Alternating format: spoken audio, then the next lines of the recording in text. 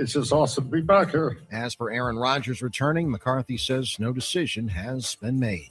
To basketball, the Bucks lose to the 76ers 139-122. College hoops, it was Marquette all over Creighton at Fiserv Forum 86-62. The Badgers host Minnesota tonight starting at 8.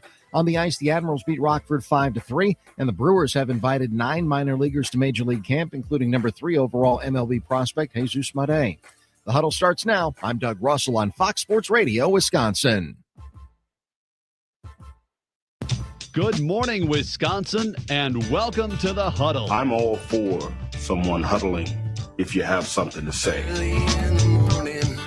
It's time to wake up and talk about the teams you love. Everybody wake now! Everybody wake! With the guys you love. It's just about getting the group together. I need you, you need me today. Let's keep touching each other.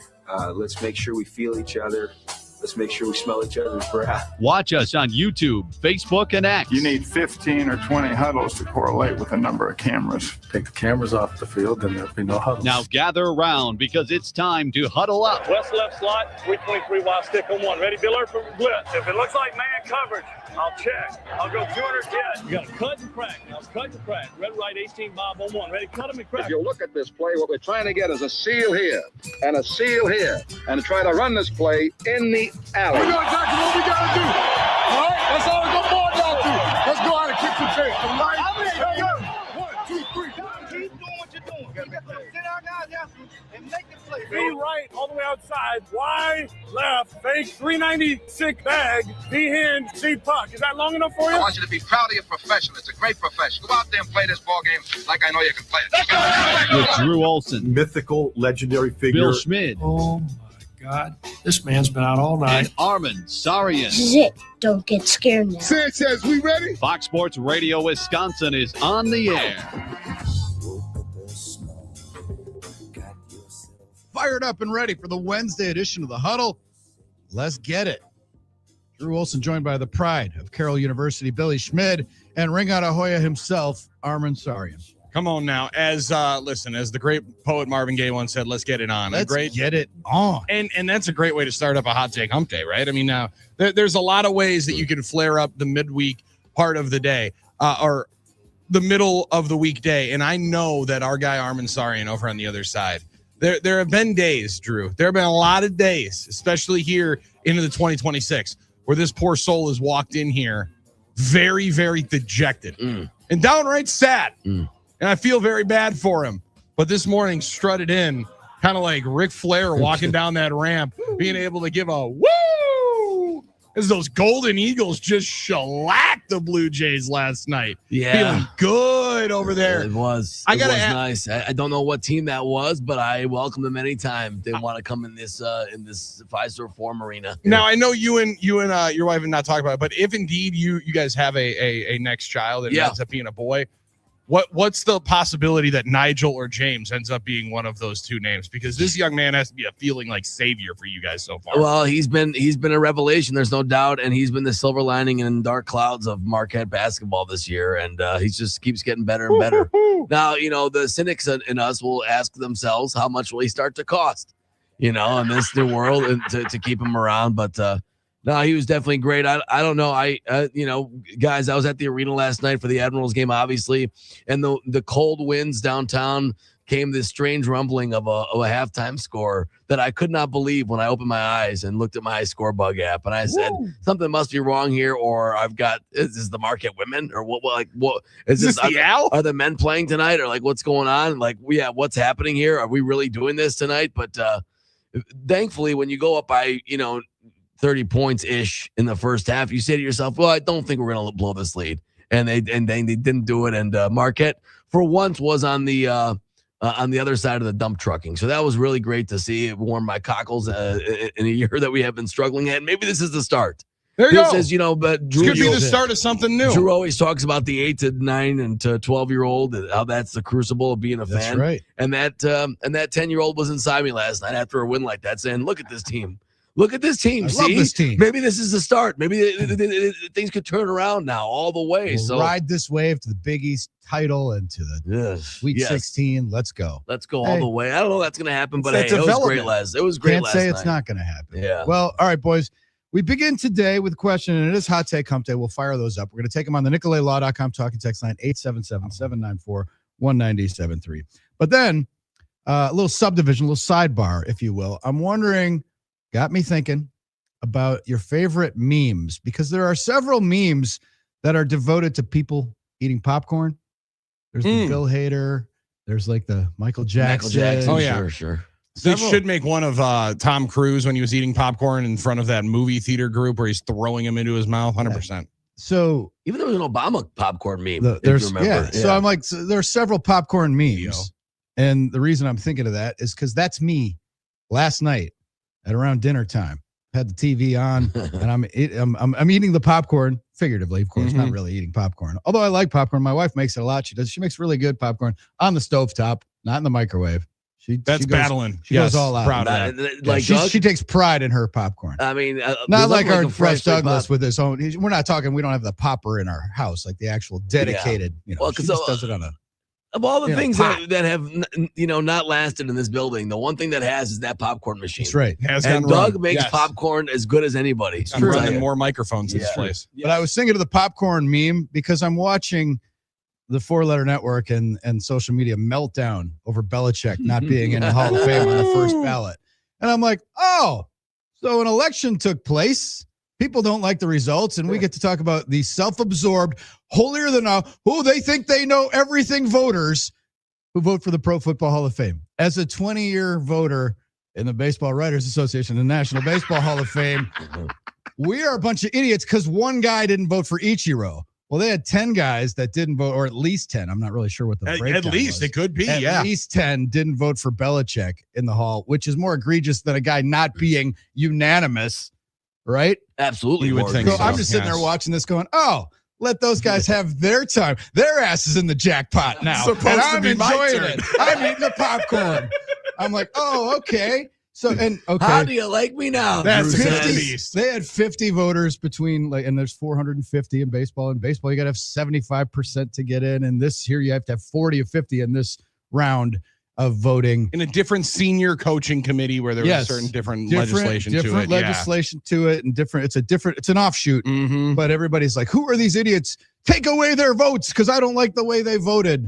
That's I could say that about a lot of elections that have happened in the past. Well, and I think there's something to just being able to explain it. And this is my favorite part of guys like you in the baseball world that just put the ballot out. Yeah. And this is why I voted, and this is how I voted. And I'm excited to see if this is Ice Bowl territory with the who voted for Belichick. Because all of a sudden we're going to find 50 voters that voted for Belichick. Yes, I voted for him. Oh yeah, of course. Bill Poley was the first guy they looked at. Was Bill Poley? That was the one I couldn't believe. And he's been telling people, well, maybe we should park him for a while because of Deflategate and Spygate. And then it's like he said that to people, and then asked yesterday, he's like, I absolutely voted for him. I voted for him. I was at the Ice Bowl. I was freezing my ass off. And I thought I saw a quote that he said he couldn't remember for sure, but he's 95%. Oh, that's a hedge. Get out of here. Got it. Okay, that would make more sense. I like Bill, but I don't believe you at all that you don't remember. I don't at all believe you. It is a bit of a travesty. Players, J.J. Watt, the Greek chorus is like, how can this happen? It's an atrocity. I mean, eight rings, right? 8. And Cooperstown at the end of July, the last Sunday in July, Carlos Beltran's going to go in. Now, is he a first ballot Hall of Famer to you?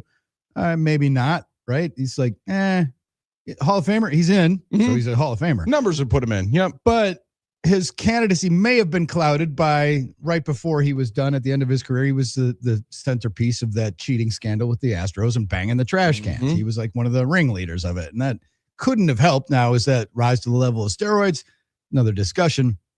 Cheating the game, integrity of the game.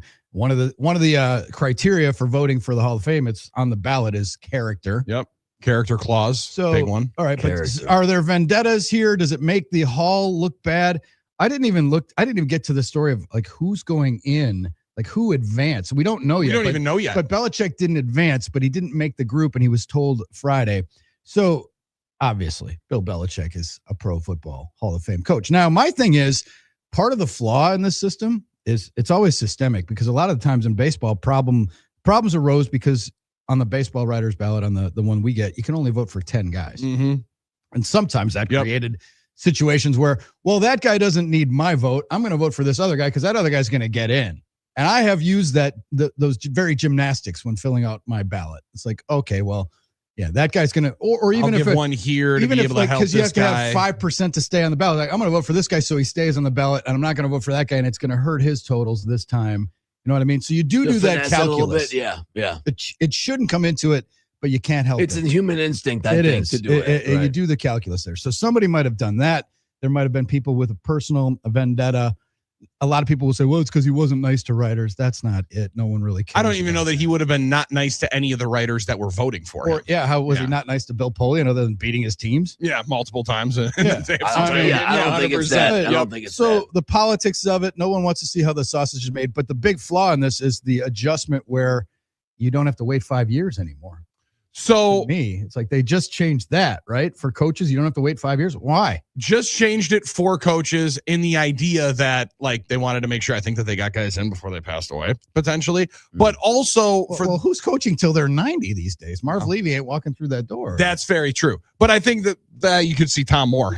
He's into his 90s and he just dug it up. But like there's certain classes of it. And I saw Mike Sando from The Athletic putting exactly what you put out to type in response to JJ Watt's message last night, and mentioned how some voters could have been looking for it for their advocates for specific senior players. The 50 voters get to pick 3 of the 5. It was Belichick, Robert Kraft, Robert Craig. I believe that's Ken Anderson and Greenwood. I'm going to misremember his first name. So competing 1 through 3 spots, and that's how you're able to roll through. You need to get 40 of those 50 votes.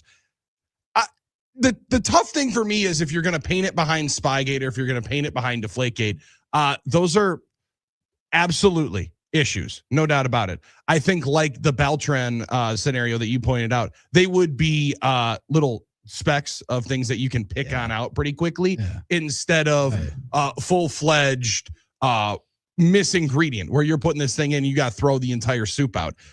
You see somebody who instead, there have been so much and there has been so much around his name that I would be fascinated to see if any of that leaked in, or if there's a lot of guys that think Ken Anderson needs to be in the Pro Football Hall of Fame. I might not be one of them, right? Like I might not believe that those numbers that he needs to be in. I think Roger Craig probably should have been in a while ago, but like you look at some of the names on there, his still is the number 1 on the ballot, bar none. Agreed. And I'm excited to hear, if indeed we ever hear, from a couple of the explanations.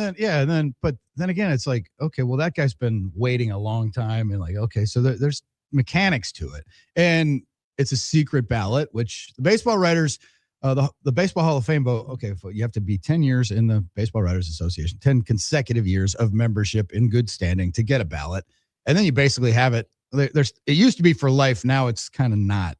They're kind of like pulling it after you've been retired for a while, because a lot of those guys were the guys who didn't evolve, and no one's first ballot because Babe Ruth wasn't first, unanimous. No one's unanimous because Babe Ruth wasn't. How can I vote for this guy?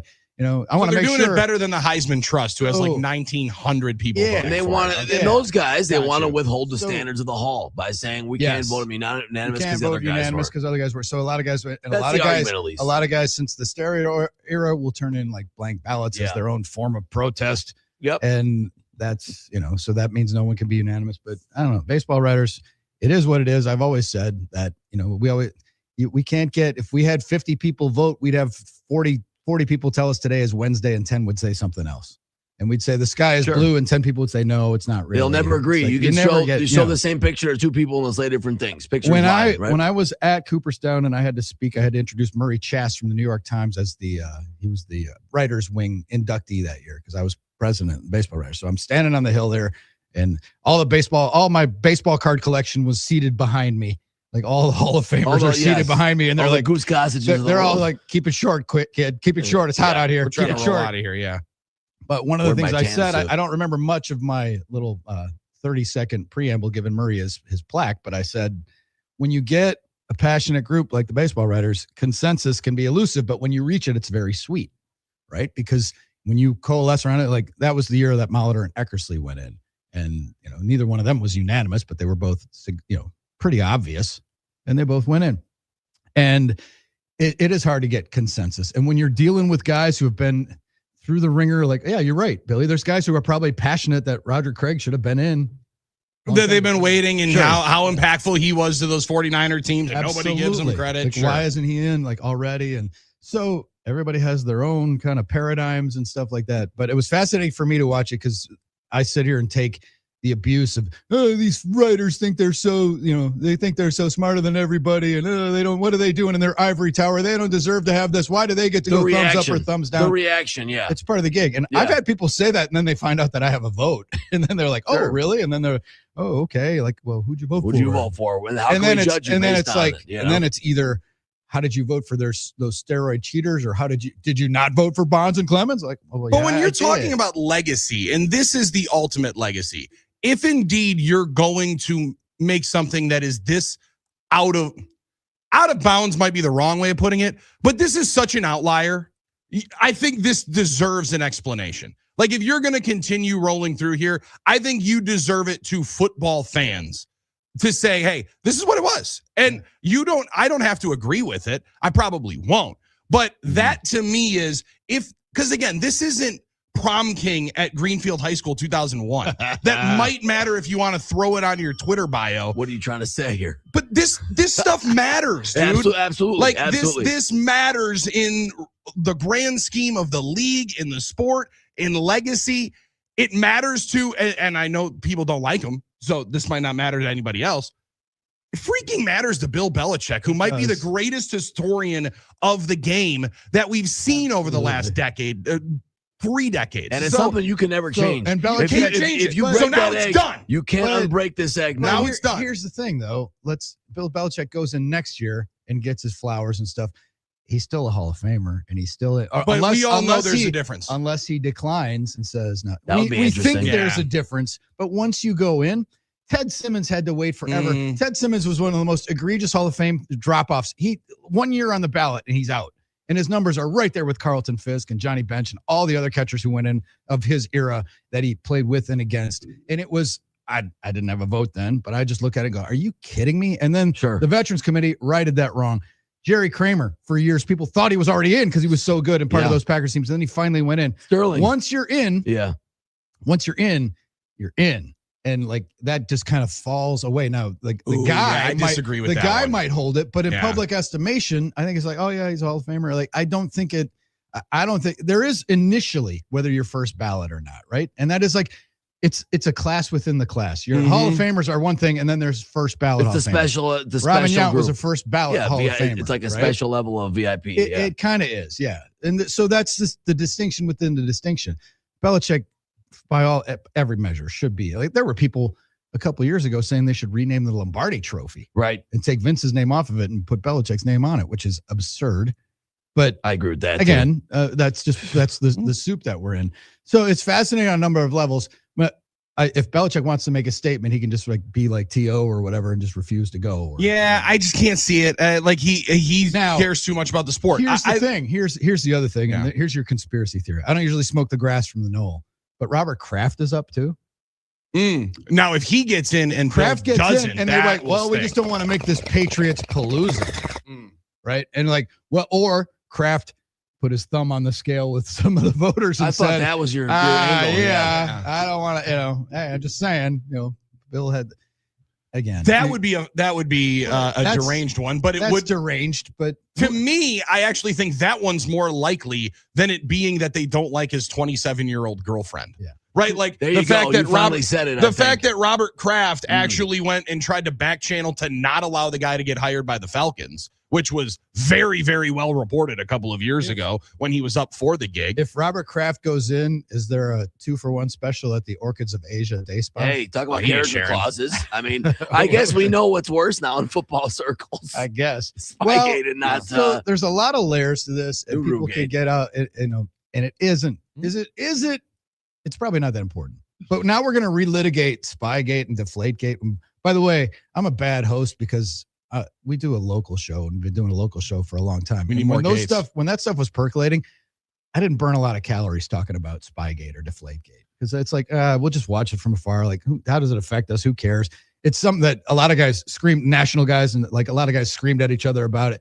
I thought Spygate was worse and is almost Deflategate, and the enforcement of it was like a makeup call. Yes. Because Spygate was pretty bad, and Deflategate was like, oh, it's not that bad, but let's throw the hammer of justice on them to make up for what we didn't do last time. If you were all in on the Connor Stallions Michigan thing, then you were very, very anti-Spygate, right? Because I think Spygate walked so the Michigan football team could run in their sign stealing efforts and game planning. That's so true. And spotlighting to it.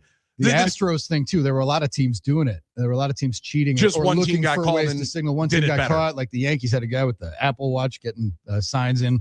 From the Deflategate one just whistling. won't leave because there's phenomenal memes of it. Like the amount that you still see to this day are rather impressive. And it just became synonymous. That one more almost with Brady than Belichick. I'll be interested to see if Brady gets tainted when he comes up in a couple of years. Because remember, the normal Hall of Famers, modern era ones, still have to wait 5 years. This right. Senior committee for coaches is the ones that changed. And I don't get why they have to do that. And they changed it just a couple of years ago. Like within the last year or two. Mike Sando, like I said, he was kind of going out on a brigade last night to try to even necessarily defend, but he's just like, hey, I think this might be what happened as a Hall of Fame voter. He said it changed, I think, in 2025. And, but Billy, he at least offered an explanation, the one you were looking for. Yeah. And to your point, I Billy, don't know anybody who had a vote other than the guy from Outkick who presented Belichick's case to the committee. And other than that, I don't know anybody who had a vote. So and that's like, who are you mad at? And that's the thing is when there's no transparency, people don't know who to be mad at, so they're mad at everybody. Well, sure, but that's the Igniter Kids question to you. Do you make your ballot public? I know you do for baseball writers. You always do that because it's kind of fun to talk about for some people, but we're going to breaks here, but there's a lot more angles on this I think we have to get to. And that question is one of them. Like, how much do you believe in public ballots, private ballots? Should there be an explanation? I think I normally don't think so, but I would agree with you, Billy. When it's something unique like this, someone has to at least give some sort of explanation. But there's also a function in private balloting and secret balloting and the protection of that vote every year. And I think there's an aspect of that too, as we do this in 2025 and not in 1975 or 85, as the media landscape has changed and how we communicate has changed. We're off and running. It's going to be Hot Take Hump today. If you got hot takes, we'll host those up after 6 o'clock. Dolph's going to join us at 6:30. El Jefe, John Greenberg, president of the Milwaukee Admirals. Winners last night over the Iowa Wild. In fight night, basically. He's going to join us today at 7:30. Get yourself a comfortable chair and a cold or hot beverage of your choice and settle in because we're huddling up on a Wednesday in the Good Land, Fox Sports Radio, Wisconsin. I wanted you right here with me, but I have no choice. You gotta leave because my heart is breaking with every word I'm saying. Oh, I can't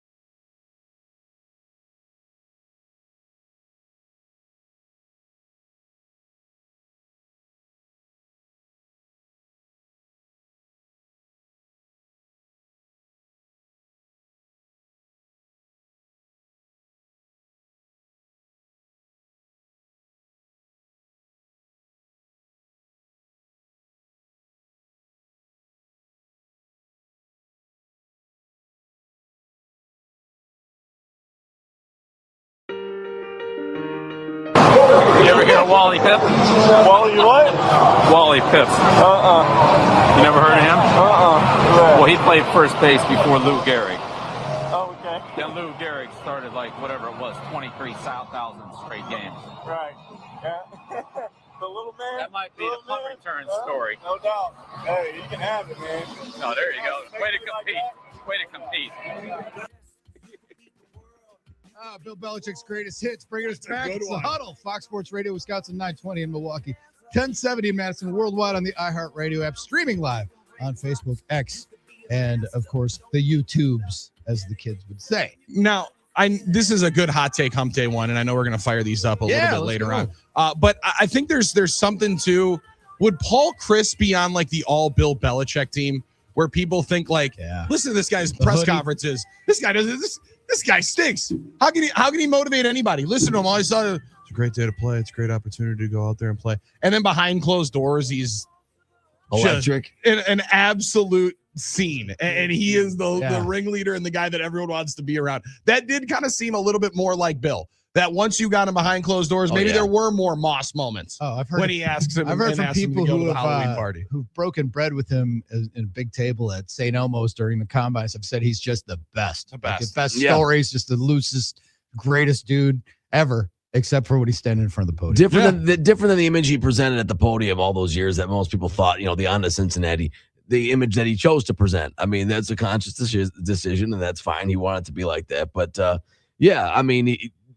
I've heard that as well, a totally different personality and a funny guy, and but not enough, I guess, to please your fellow brethren and to make it into the Hall of Fame on the first ballot. With it's 8 rings. Incredible when you think of what that Brown staff was and who was on that. Obviously, Saban and Belichick will be the top ones that you think about, but much like Matt LaFleur of the Washington tree, when it's Shanahan and McVay, you think of.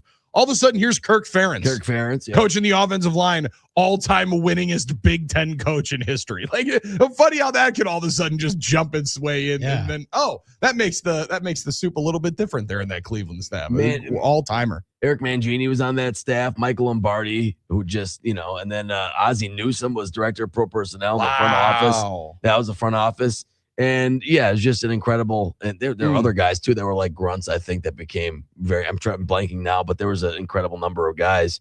I don't know. I think it's wild. How much is groupthink involved in this, guys? I mean, it's there's some of that. A lot of people think that writers get together and this cabal. Now, you're for me, in my experience, the Baseball Hall of Fame, you might talk about it like at a World Series or a winter meetings or something, or it might come up over a beer. You might, but very little bandwidth is spent in a group talking about guys' cases. Would you talk more? You sit and wrestle it with your ballot. Now, here's the other thing.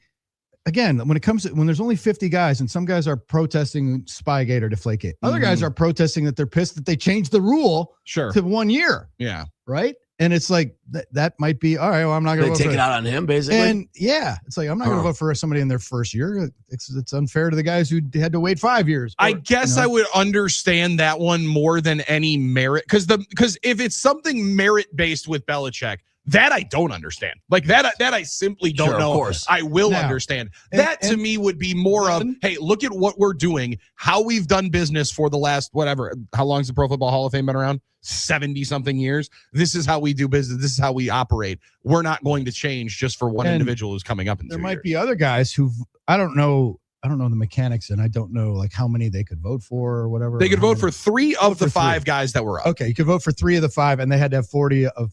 Had to get 40 of the 50 votes. Other than the guy with the most votes gets in, everybody else needs 40. Everybody else needs 40 minimum. Okay. Yep. So only one could get in if none of them got 50. Yep. The thinking is Belichick's a Hall of Famer. And I'm putting myself in the mindset of like he's going to get in, obviously. But these other guys, the Greenwood, Anderson, and Craig, this is their last shot. So we have to get them in so first. I'm not putting in a coach or a contributor over a player who deserves it, because that player, this is his last chance. And if he doesn't get in now, he ain't getting in. Belichick's obviously getting in.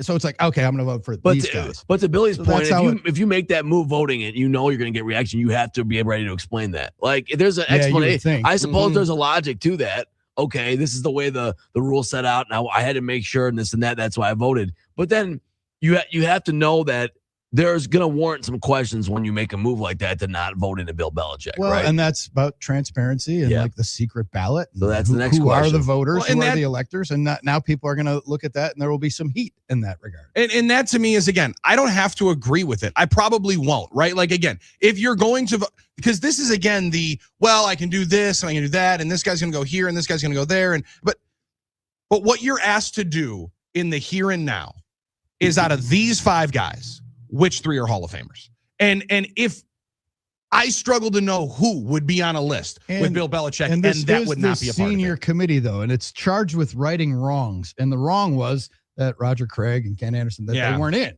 right? And so it's like, okay, that's our job as oversight. If we think Ken Anderson not being in is an oversight, and that's a big issue, I mean, that would be the question. You've been here to say, Ken Anderson's not Bill Belichick. You're not in the room when the guy makes the case. If the guy makes a good case, you know. The one case for Ken Anderson would be, look at the freaking face mask this guy rocked. That's true. Like, that would be the one case for Ken Anderson. But the face mask is number one. I agree. Before before one-time MVP in 81. I got a question. Then Joe Flacco might have. Sure, there's a lot of guys that have had one good year. That's why I would agree with you. I don't think you can just be a one MVP. I think it's a body of work. I still believe that the biggest difference now in the way, I'll put it this way, the way the votes might have been public or private, the one thing is voters knew, okay, even if it got published in the paper, Drew, 40 years ago, that they weren't really going to have to get a backlash from the public. They weren't really going to have to do it. But now with social media, you can get MF'd up and down the line now, and it will break most humans at some point. And there are some guys that just want to duck the smoke and don't want to deal with it. And eventually, they cannot get doxxed enough, or they can't get trolled enough on the internet to be influenced in their vote. And I think that's why more and more guys are going in unanimous in the Baseball Hall of Fame than ever before. And I think that there's an aspect of this too. I think if these guys had their votes public and they were getting, people going after them on social media for days on end, most would throw their hands up in the air and say, fine, I'll vote for Belichick. I just don't want to deal with this anymore. Like, is there how much of an aspect do you think that is? I think people might think of it like, no, people are going to vote the way they feel. They're not going to care about people on the internet, but I think it wears people down eventually. Again, I really do. Who are the voters? That's the thing. Does Bill Polian care what you think about who he votes for? People think of writers. People think of, all right, this must have been Mina Kimes or Peter King at least, and then we're gonna tweet the hell out of them. Well, actually, and make them feel bad. A decent amount of them are guys that you wouldn't even think of. Like Jared Bell's been covering the NFL for 30 some years. Mike Freeman, formerly of the AP, is one of the voters. He's been covering the NFL for 35 years. It's not these new age guys like Ben Solak, who's got a podcast and a microphone. Let's go to the statement that Bill Polian made to ESPN on Tuesday night, where he denied that he told fellow voters that they should serve the 1-year penance because he heard from fellow voters to, float that idea. But he insisted that he didn't agree or disagree with that proposal. So I heard somebody else say it. I can't say I don't agree with it. But as they continue on the ESPN statement from Polian, saying Kraft had no knowledge of the Spygate scheme, Polian added that he could not remember with 100% certainty if he voted for Belichick, saying he's 95% sure he voted for the player and a coach, most likely LC Greenwood. But I was just shocked to find out that Bill didn't get in. He deserves to be in the Hall of Fame. Peter King also said, holy bleep, I'm very, very surprised. A lot of things happen in that room that are unexpected. And of course, this is a big surprise to me. How can you not remember who you voted? I don't believe that at all. I believe that 0% from Bill Polian that he does not remember. Well, I will say that when you wrestle with the ballot for a long time, as you do, the baseball writers, the Hall of Fame ballot, you get it early December, has to be postmarked before New Year, right? So it's a holiday thing.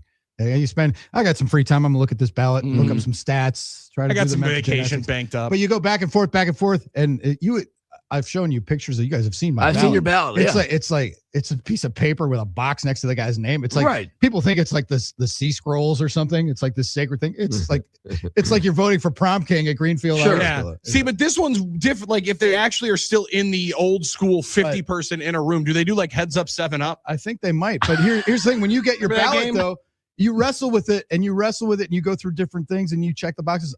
every year before I send it in, I take a picture of my ballot so that I remember it. I get that. My vote was. But voting or not voting, it's for the record. Yeah, right? but voting or not voting and forgetting about, like, did I vote for Scott Rowland is different than Belichick. That's a decision you poured over, you thought about, and you absolutely do it for a reason or not. Like, because to me, I never expected this. I thought that's a check it and forget it, Bill Belichick. I honestly didn't know until yesterday that Bill Belichick was eligible. Mm-hmm. Yeah. I didn't know that he was not going to be on the clock. Well, is it possible guys forgot and didn't vote for him? No, because they're on the thing. He's on the ballot. Okay, he's on the ballot. His name would I be just there. wanted, it's only 5 names. You don't have to write it in. That's a good question, though. The Baseball Hall of Fame ballot, you might have 15, 20 names on there, but you can vote for 10, or it might be even more than that. But it's like, I'd forget, Brian. Yeah, but you can. But again, like it's like I've been voting for this guy every year. I'm not going to vote for this guy. The other interesting one from Peter King that he added in here on the story that was put together late last night on ESPN by Don Von Natta Jr. and Seth Wickersham, because, you know, they're Patriots guys and they were the ones that first found out about it. The 8 other semifinalists in the coaches category this year: Tom Coughlin, Mike Holmgren, Chuck Knox, Buddy Parker, Dan Reeves, Marty Schottenheimer, George Seifert, and Mike Shanahan. He also adds in that with Belichick falling short this year means that 3 other head coaching favorites will likely have to wait at least another year, that being Mike Shanahan and Tom Coughlin, and last year's coaching finalists who fell short again in Mike Holmgren. So this will once again move Mike Holmgren back. King said it pushes all these coaches back at least a year. You have to ask yourself, what does the coaches committee do next year? Are they going to again advance Belichick? Wouldn't it be surprising if they don't? The decision has major impact beyond just 1 year. So now that he's not a first ballot Hall of Famer, Drew, this is where I'd more agree with you now. Like, now it doesn't matter. Yeah. Now if he gets in next year or the year after, that one doesn't matter. But when you're the first ballot and your first time on, that's the little pin that you put on the lapel, like Dion and the rest of the first ballot guys were talking about last year, where they said, what if we made a penthouse of the Pro Football Hall of Fame for all the guys that are the real Hall of Fame of the Hall of Famers?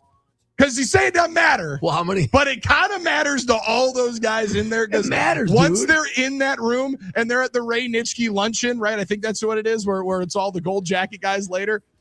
They're sitting around saying, I was still way better than that guy. Exactly. How many guys deep down sitting there look at the other guy and say, yeah, but you don't belong in the same room as me. I know I'm way better than him. Yeah, how many times has Needle said that, Drew? You know, Dan Needle's always said that there should be a Hall of Fame for the real Hall of Fame because that we're letting everybody in, and he always is on that. He was always a small Hall So there are guy. people that believe that. He and I went, oh, man. We might have to wake Needles up for that. How many rounds you guys went? We went 15 rounds over Craig Biggio. I remember this. I remember we had a show one day. We were arguing about Craig Biggio, and he's just a compiler, and who cares? Like, I'm like, dude, he was an all-star. Like, he played second base, catcher. He played center field. Like, so I argued with Needles, and then I walked around, and I don't remember who the Brewers were playing, but I went and asked like 10 guys. Like, Brewers third base coach Rich Donnelly. I said, hey, Rich, is Biggio? And Biggio was still playing, right? Like, and I'm like, is Biggio a Hall of Famer? He's like, today, tomorrow, yesterday, next week, last month, and everybody was like, how can you even ask that? And it was like 10 out of 10.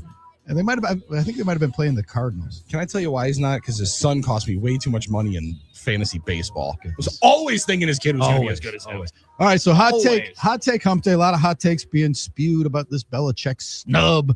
Again, we'll move on. We'll get over it. He'll go in. And if Kraft goes in, it will get funny. Maybe Kraft didn't want to be at the same ceremony as Belichick. Oh, that would be fun. That would be funny. They got the wrong wrong guy. They got the wrong executive as the one that's letting everybody know. Hey, maybe he was the one that floated it. Maybe that was like Bill Pulley and misremembered it, covering up for his boy. I don't think that's a non-zero chance. I believe it. I think there is a chance. People are petty at that level, man. Now we got to find out. Definitely. We'll see. We're giving away Luke Bryan tickets today in the 7 o'clock hour of the program. He is coming to Alpine Valley September 26th. The Word on the Street tour. Special guests will be joining him. Who the hell is it? It is Drew Baldridge, Lauren Watkins, and Ray Lynn. A night of music at the end of the summer. Something to look forward to all summer. We're looking forward to John Greenberg joining us. Dolph will be here in about an hour. Come on. It is The Huddle on Fox Sports Radio, Wisconsin.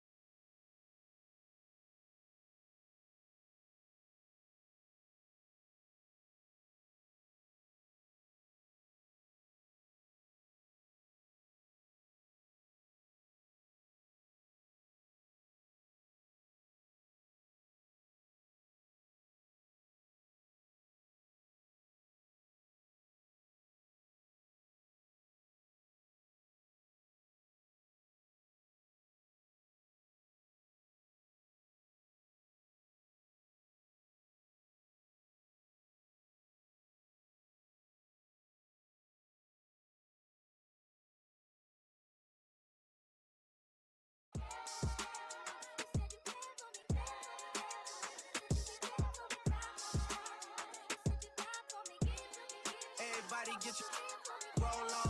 know shorty and she doesn't want no slow song. Had a man last year, life goes on. Haven't let the thing loose, girl, in so long.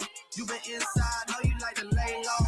I've been peeping what you bringing to the Rolling along, the Huddle, Fox Sports Radio, Wisconsin, 1070 Madison, 920 Milwaukee, and of course, worldwide on the iHeartRadio app, streaming Facebook, X, and YouTube. I apologize for my verbal diarrhea over here, but I just got a reaction to a text that we got on the NicoletLaw.com talking text line. Is this the one I think I'm reading? 877-794-1973. Let me read this closer here. Now, a part of our job, Drew, right, is to form a connection with the listener. It's a genuine. Oh my gosh. Always say the show's about the listeners. We're just here. We're just here. Now, luckily, when you're just here and you happen to be the MVP of the We're Just Here squad, Armin Sarian, you form a different level of connection. One in which where people feel so happy to be amongst your presence and to make you smile that you get texts like Big Vegas Pete hit us with here. Now, this story is about 3 weeks long. This is a long story. This is actually from a different station long. A different station ago. Yeah. Different network ago where Armin Sarian got dunked on by Big Vegas Pete, who now is hanging out in Ohio, of the broadcasting of Olympic Games. It's one of my worst moments of ball knowledge ever, right? Ever. I did, because I thought I had ball knowledge of the networks that the Olympics tried to were call on. out Pete, who called him out to say, hey, I think you misremembered the last Olympics covered on CBS was in... I thought it was 94 winter. And it was actually in Japan. In Nagano, 98. In 98. And I was wrong. And I was absolutely, and I took that like hard, you know what I mean? Drew, you know how Armin does it when he thinks he's right and he knows that he's got to tell you that you're wrong. I'm doubling right back down. He just lets you know, like, did Pete, yeah, maybe. I think you might be wrong. I think you might be wrong. He's like, well, I was actually there, bub. But then Pete hit him with, then Armin hit him with, hey, if you have any of your old CBS Olympic gear. Because he was working for the network, yeah. I'd love to buy it from you. Yeah, I did say which that. actually means, hey, send it to me. Big Vegas Pete. Hey, Armin. Oh, my gosh. This is so what exciting. What shirt jacket size are you? I found some of my old CBS Nagano Olympic stuff in my basement, and I can send it to you. You just have to text me back. Ah! Are you kidding me? This is awesome. Pete, he wears a schmedium. What if now here's the tough thing. The smallest size you have. What if I say my size and it's wrong and he's like, oh, never mind, it won't fit you. Do I just not tell him? Like, do I lie to him? Between the three of us, we can fit anything will fit us from I'll wear medium anything to large. We'll wear XXL. anything. Uh-huh. Well, Drew, that's where I'm excited because as Armin did the legwork here. Oh my gosh! Big Vegas Pete would lend me to think he's a bigger cat. Yeah, that stuff might be coming right back over here. And while we're watching the Olympics potentially at an establishment near you, let us all know at 877-794-1973 if you're interested in that.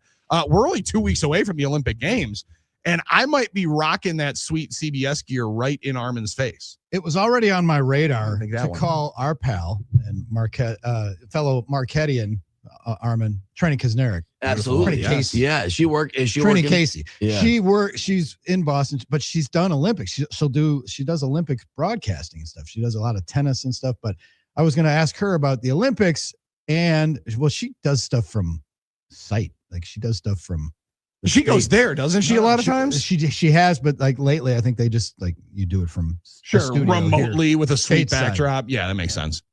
But she's also in the epicenter of Patriotville, so she was on my list of people to call. But this Belichick thing now, because she's been there long enough. We definitely have to got to reach out, and she's got an extra hour, so we'll get Trenny on at some point in the next day. Well, the nice thing is we're going to have live sports during our shift for but besides like the Australian Open. Yeah, what do you mean? We have your favorite sport on this morning. We do. I love it, but the one people might be talking about the Olympics. We'll have it'll be going a on. continued stretch of live sports. Did sleeveless guy win?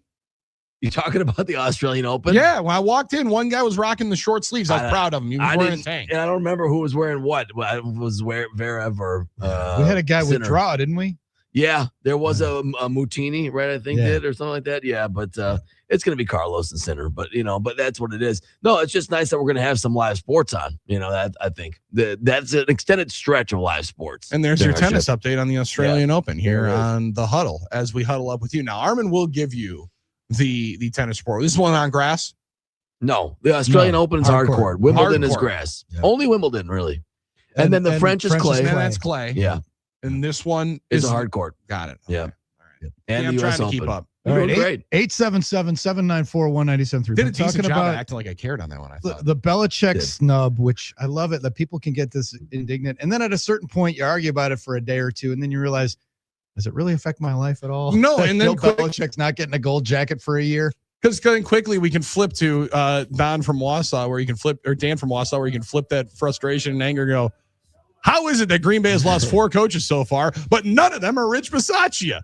Why haven't we fired him yet? I bet this is Rich has convinced Goody to sign those Raiders rejects.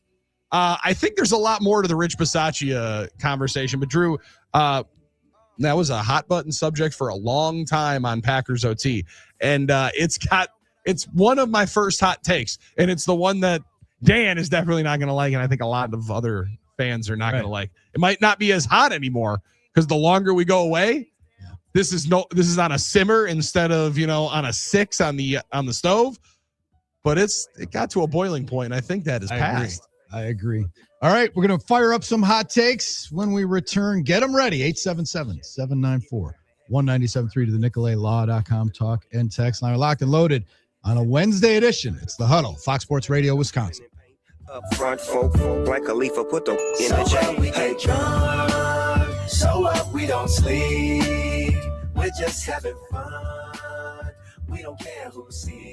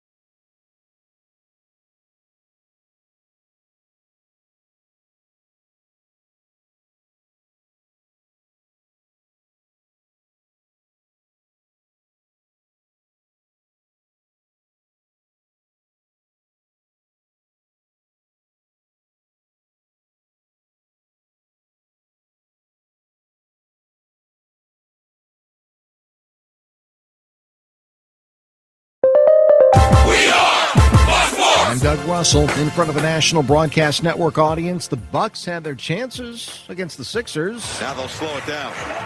Turner, mismatch, Maxey, double, Portis, swing, Rollins, three, it goes. Noah Eagle on the call on NBC. Milwaukee loses at Philadelphia 139-122 despite 31 points from Miles Turner. College hoops, the Badgers host Minnesota tonight starting at 8. Last night in Milwaukee, it was Marquette mauling Creighton 86-62. On the ice, the Admirals beat Rockford 5-3. They'll next skate at Iowa on Friday night. And the Brewers have invited 9 minor leaguers to Major League Camp.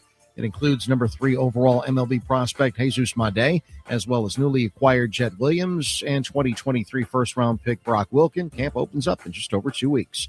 Hour 2 of the Huddle starts now. I'm Doug Russell on Fox Sports Radio, Wisconsin. Good morning, Wisconsin, and welcome to the Huddle. I'm all for someone huddling if you have something to say. It's time to wake up and talk about the teams you love with the guys you love. It's just about getting the group together. I need you, you need me today. Let's keep touching each other. Let's make sure we feel each other.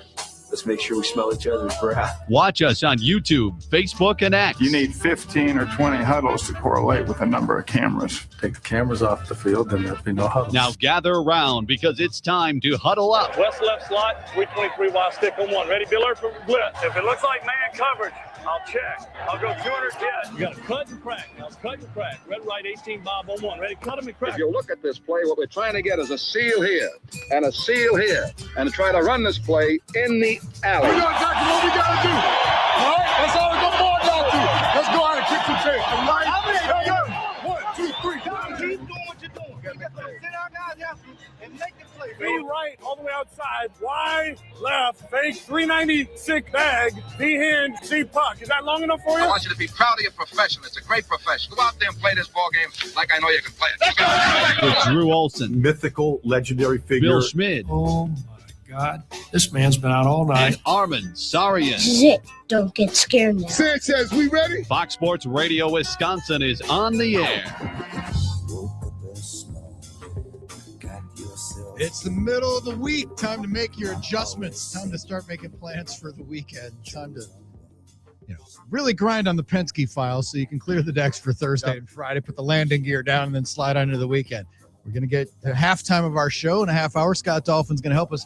But we're glad you're hanging out with us on this chilly Wednesday in the good land. Drew Wilson, Billy Schmid, and Armin Sarian called this show The Huddle, broadcasting live. Fox Sports Radio, Wisconsin, 920 in Milwaukee, 1070 in Madison.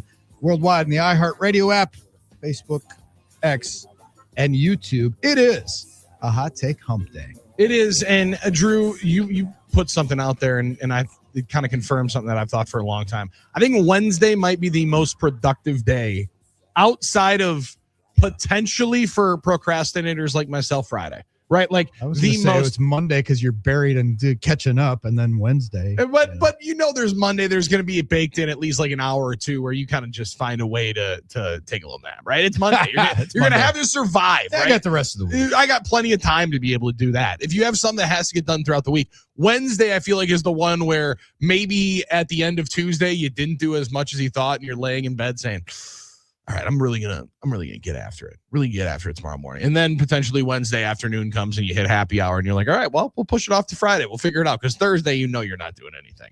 It's Thursday. You can't be Thursday, working that hard that day. Yeah, absolutely. It's Friday Junior. On Wednesdays, we holster up our hottest of hot takes. You can share yours at 877-794-1973. That is the NicoletLaw.com talking text line. And if you're just waking up with us, we get it. Maybe your alarm is set for 6, Maybe you're lucky. For us, that would be sleeping in. But if you're getting up at 6, that's true. You missed our hot takes and our discussion about the Bill Belichick Hall of Fame news that came out yesterday. He will not be inducted on the first ballot, his first try with this committee of coaches, veterans, and contributors. He will not be wearing the gold jacket in Canton this summer, which some think is a travesty. And it's called into question the entire process, and it's quite the Category 5 bleep storm. Oh, it's fun. It is fun. But we've talked about that, and if you would like to share a hot take about that, feel free. But it's Hot Take Hump Day. Armin, we need some Snoop or we need some Buster Poindexter. We need a little background music to tell people about hot takes. Yeah, I think we do now. I used Snoop last week, right? Yeah, is that what right. we're gonna roll We're with? Like? never going to be upset with America's yeah. Snoop. Come on now. Snoop's the man. All right, I so know there's get a us longer open to this. your I'll hot just- takes. Hot takes 100. are your best opinions, something that's on your. And now this can be. It can be about, Armin and his Olympic hot take. It can be about the Australian Open. Maybe that Armin thinks that tennis is one of the underappreciated great sports that we have on the menu. One of the last great athletic feats left in this sports world. One of the last great individual athletic glories can be about sports or non-sports, Or right? non-sports. We've had some great hot take hump days with people talking about snack chips. Yeah, like Crunch Berries. Why? Crunch Berries. Why Captain Crunch when Crunch Berries are right there? Yeah, exactly. That's a hot take. I mean, Exactly. I So- don't trust anyone that just avoids Crunch Berries. Get us your hot takes, and I'll open the bidding. Floor is mine. I Oh. will say that, and I said this jokingly last week, but the Bucks lost last night at Philly. They're like 3-12 without Giannis. Oh, They're no. 500 with Giannis. Uh-huh. I And was really glad we started the Hall of Fame conversation. my hot take is that, and I said it jokingly, but now I'm this is not a joke anymore. The Bucks should shut Giannis down for the rest of the year. Mm-hmm. And then if you're going to trade him in the offseason, you don't want him risking, because what's happened to guys, calf strain is the new oblique. It's the new sports hernia. It's the injury it's in vogue right now, calf strains. And it sometimes, Dame Lillard. Yes. KD sometimes leads to Achilles. It leads to something else. Kinetic chain is screwed up. Giannis, take the year. Go to Greece. Let's figure this out. And then I would want Giannis around. I want you around the team. You can still work out. You're not going to play anymore this year because we're going to suck with you or without you. It doesn't matter. And then Giannis, we'll start thinking about the future of this. Bring him in and let him. What should we do with Doc? You watch Doc and watch the team and see if Doc deserves to stay. And then bring him in and show him film of all the guys we're looking at in the draft, because the Bucks might have a top 5 pick potentially. Right. They're actually going to get a pick and they're actually going to be able to use it. Bring Giannis in as kind of the management consultant. Don't worry about playing this year, big fella. We got this. We'll just go quiet quitting. We'll tank. Well, and the thing is, Drew, if you do start Tankathon, which I'm with you, I think right now it is the best option. The big part of it is you can. And I don't know how exactly you're able to sell him on it, but the biggest deal is this is about you and your long-term health. If you want to be able to make your next chapter of your career excellent and Hall of Fame caliber and live basically 2 Hall of Fame careers, which a lot of Hall of Famers kind of do, right? If you slice their career in half, be like, that would get into the Naismith Hall of Fame. This one would too. You cannot have a lingering calf issue that has now kind of plagued him for the better part of the last 2 years. Now, I don't know exactly which one it is. And there was the super secret special way that we were describing it. I continually botched the name of it last year. He's struggled with his calves the last couple of years. Yeah. And I think the going to Greece part is phenomenal. Get away. Go and potentially go on a Kobe Bryant excursion and find a couple of different ways to potentially enhance your overall health with your calves, because it's a lot more legal over there and every player's been doing it for a long time. Go over and get healthy, and then you can exactly what you did, lay out the vision of you help us figure out how to get to this championship level. Yes. Or if indeed there's no chance and we've completely severed this and you want to go somewhere else, well, now we're far enough away where it'll be a lot easier for everyone to be able to go their separate ways. Let Giannis take this gap year, and then the way I'd pitch it to him is all right, too. All right, look, we suck. The draft is coming. Yeah, like I said, you can't tank with Giannis because he won't allow it. He's going to play his ass off and be pissed, and it's just going to add to the frustration of the situation. So you position it to Giannis as all right, we want you to start ramping up and tailor your workouts to get ready to play in the summer in Greece, you have been, and use that as the start of your training camp for next year. Well, and Doc said it yesterday in the one, and again, he's kind of be the one that's facing all the music. He's taking all the arrows on that. Yeah. Probably not right, because he's not going to be here. He might have the Magic Johnson deal where he's like, listen, you're not going to tell these guys not to play. Armin and I have debated this one for years, Drew. Is it right? I guess nothing's right, wrong, or fair, right? Yeah. The world's not fair. But when one side is paying you almost $60 million, I think it is very fair for them to put some kind of restrictions on how much you're doing on the outside. But if you want a player like this, you're not going to be able to say, hey, you can't go play. You can't do it That's the because thing. quickly you won't have said player. But it bears question to say that is so important to him. He's not going to stop it. So you build that into the calendar and the ramp up and say, this is where you start being your best. And then we roll through. And also, when do the summer play tournaments work in Greece? I think it could also play into you see how much better he is and how good he's playing overseas, and might also aid to whatever sweepstakes you potentially spark up in the middle of July. It helps the equity of the trade in theory if you are going to have that.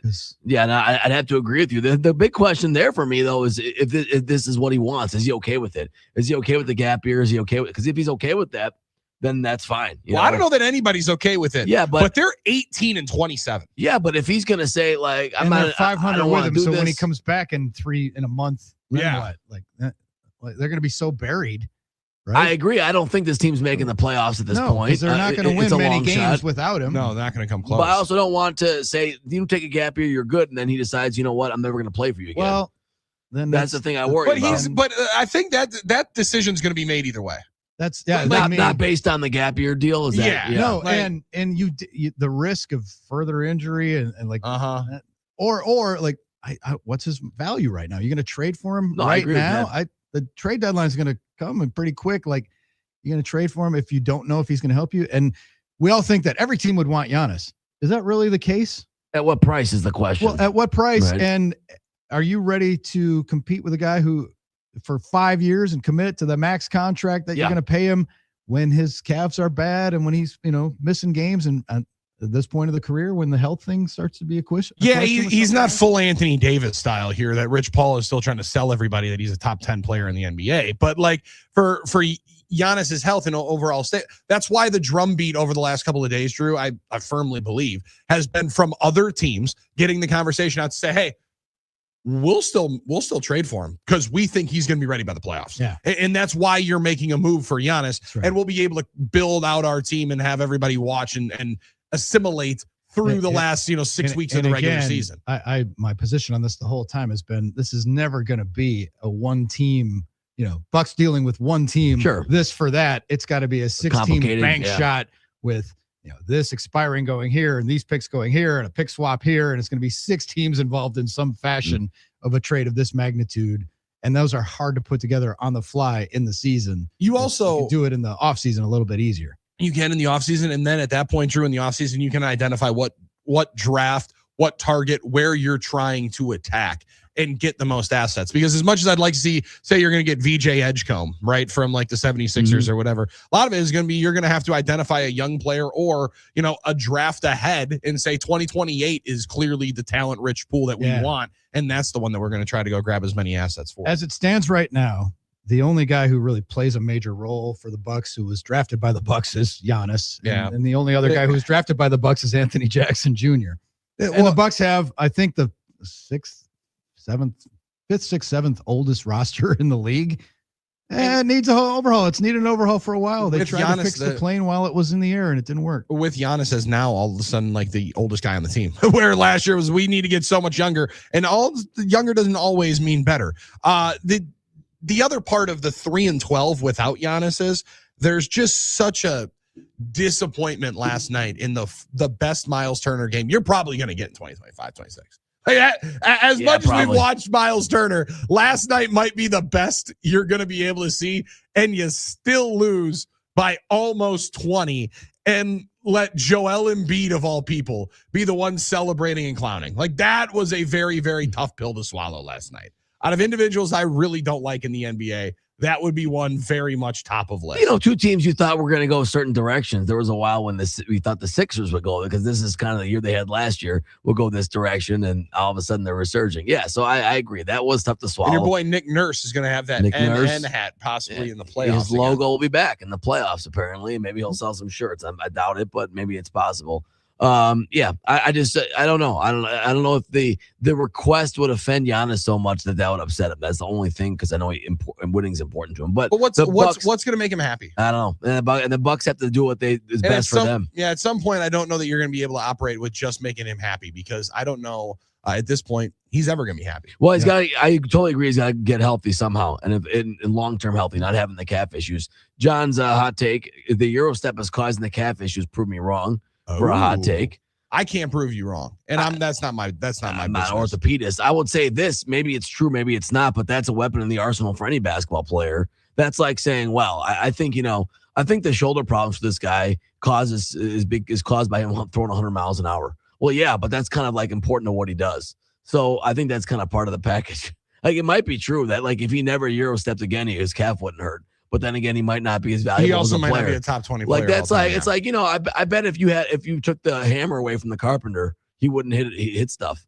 Like, yeah, that's true. But then he wouldn't be able to hit anything, and he's a carpenter. That's what he does. Yeah. So, all right, let me see if how I do on this hot take deal. The Wisconsin football schedule came out in earnest last night. With all the dates and the Big Ten roster. I could see them going, Drew, out of this 9-3. Woo! How about that? Now, could I also see them going 4-7 or 4-8? Maybe. That's maybe. Yeah. But I don't know, because if I look at this schedule right out of the gate, and as tough as it will be to judge and make a full damnation on one game, give me the Wisconsin Badgers to cover whatever that number is at Lambeau Field against Notre Dame to start. Notre Dame will also be playing with CJ Carr, their second-year quarterback. Badgers will be coming in with the all-new Colton Joseph, ready to rip up Lambeau Field on the Sunday of Labor Day weekend. Then you get two easy ones into the MAC schedule: Western Illinois, Eastern Michigan. Get yourself feeling good for what a start to Big Ten play, where they go to Beaver Stadium, which very much could be a night game. And I would be surprised if NBC doesn't try to advocate for that to be kind of like Matt Campbell's first Big Ten game at night on their air. That's a hell of a way to start. But Drew, they start out with 3 first-time Big Ten new coaches in the Big Ten. At Penn State with Matt Campbell, who's coming from Iowa State. Then they host Michigan State as Pat Fitzgerald takes over that program. Then they go to UCLA after their bye. They're bringing in a new head coach. Then you get USC late stages of October. Could be disgusting outside. Lincoln Riley's team going to be playing well in that. That's where you could see a run of all of a sudden, holy smokes, Badgers are 6-1. I like this. I like the way you're building it out here, Billy. And we're cooking with absolute gas rolling into Iowa City on Halloween night. Buzzsaw. Even though I don't want to admit it, I'm going to do it before Scott Dolphin walks in here. Yeah. Might be a buzzsaw. Might not be able to win in Kinnick on Halloween night. I'll concede that one. Beating the brakes off Rutgers, which has to be homecoming. At Maryland, got something for them. At worst, Lafayette, got something for them. Home game against Minnesota for the Axe, and potentially a New Year's Day Bowl. That's 9-3 right there. And that feels like an easy way to be able to build all the excitement right back up for Wisconsin football. Love it. Love it. Keep the hot takes coming. 877-794-1973. It is Wednesday. We're reaching halftime. Scott Dolphin, our halftime reporters here. It's halftime of the show, halftime of the week. And Dolph will be in. Want to remind folks that one of the things I have to do this week, I do every week, visit my friends at Game Day Men's Health in Brookfield. Many clinics statewide, nationwide. Men's health no longer a taboo subject. If you're feeling run down, don't have the energy you used to, if you want to take advantage of their EPAT, injury recovery treatments, weight loss treatments, and testosterone replacement treatments. If you're not feeling like yourself, go get yourself checked. No obligation, no cost. Sign up for an appointment. Pick a clinic near you at GameDayMen'sHealth.com. Go in. Talk to the people, spend a half hour, 40 minutes talking about your health, looking at your results, and see if you can benefit from the treatments that they offer. Great people offering a great service. GameDayMen'sHealth.com is the website. Dolph is coming in next. We'll take your hot takes throughout the day. And there's one coming up. We have to look back at the Badgers schedule. We're going to dive deeper into that because they ran a gauntlet this year, and next year looks easier on paper. But they don't play the games on paper. But we will talk more. And we also got to talk about the path that the Patriots took to the Super Bowl this year. It's all interesting stuff. Someone's very, very excited for that conversation. Fox Sports Radio, Wisconsin, bringing it to you. You're in the Huddle. Aw, come on, Joe.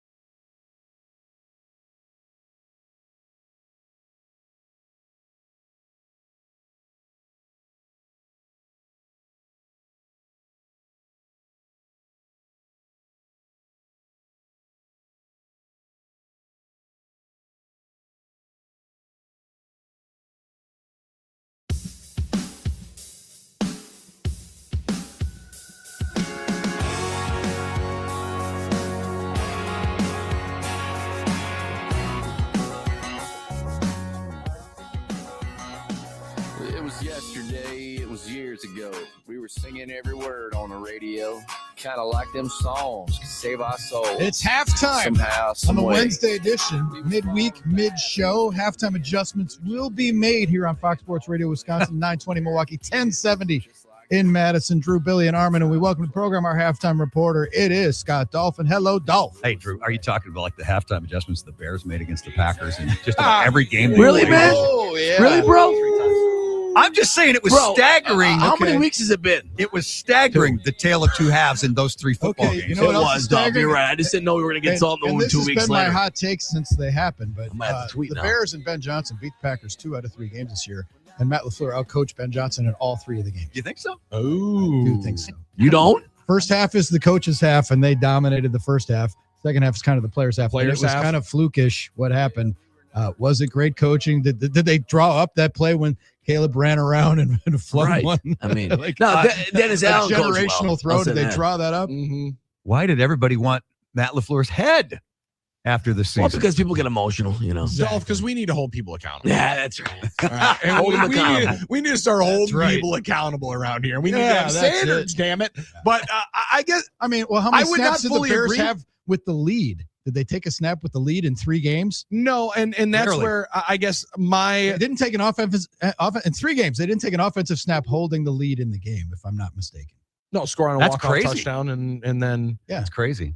So that's I'm saying you look at those games like, oh well, okay. the only the counter I would have to that one, Drew, is like however you're able to get the team to play Finish line. to finish line I is, agree. is a part It's of all it. about But the results, but it definitely is the first half coaches, second half players. I agree with that kind of stuff.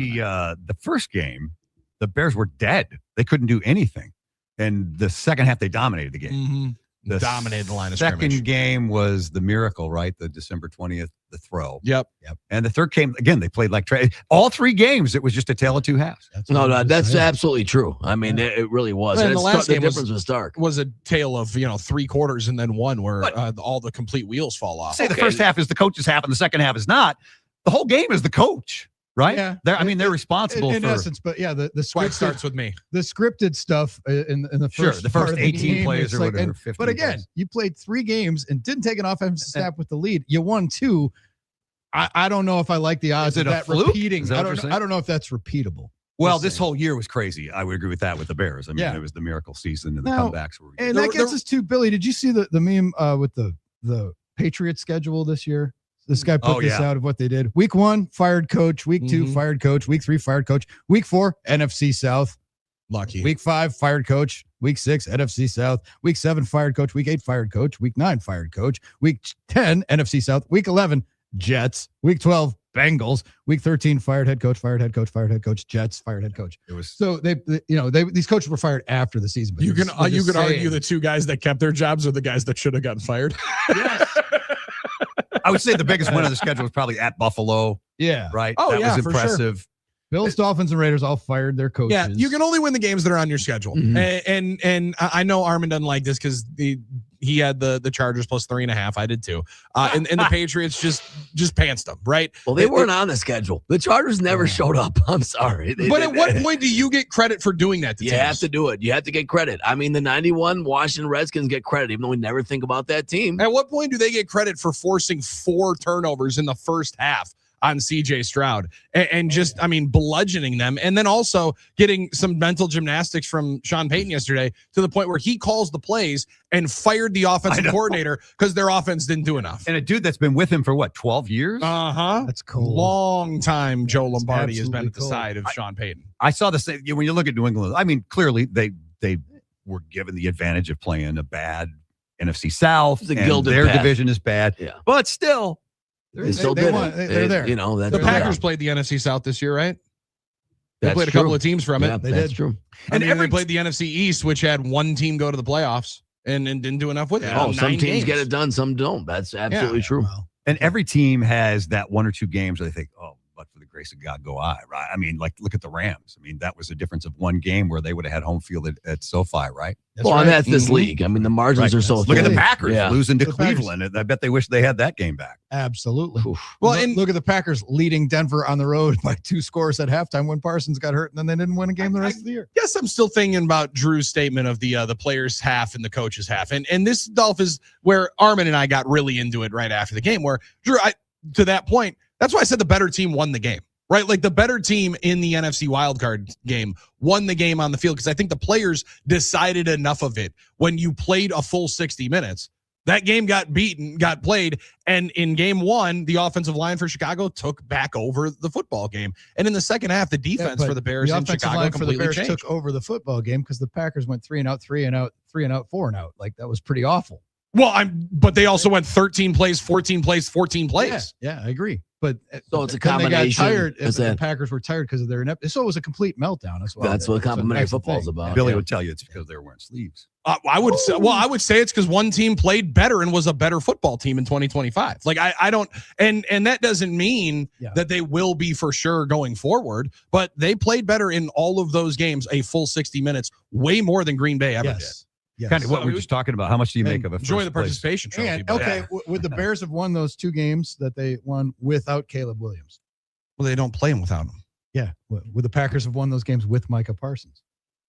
Though they played one, I'm saying, would they won the 2 they lost if Micah Parsons had played? I mean, he's not available. I'm just saying. I think so.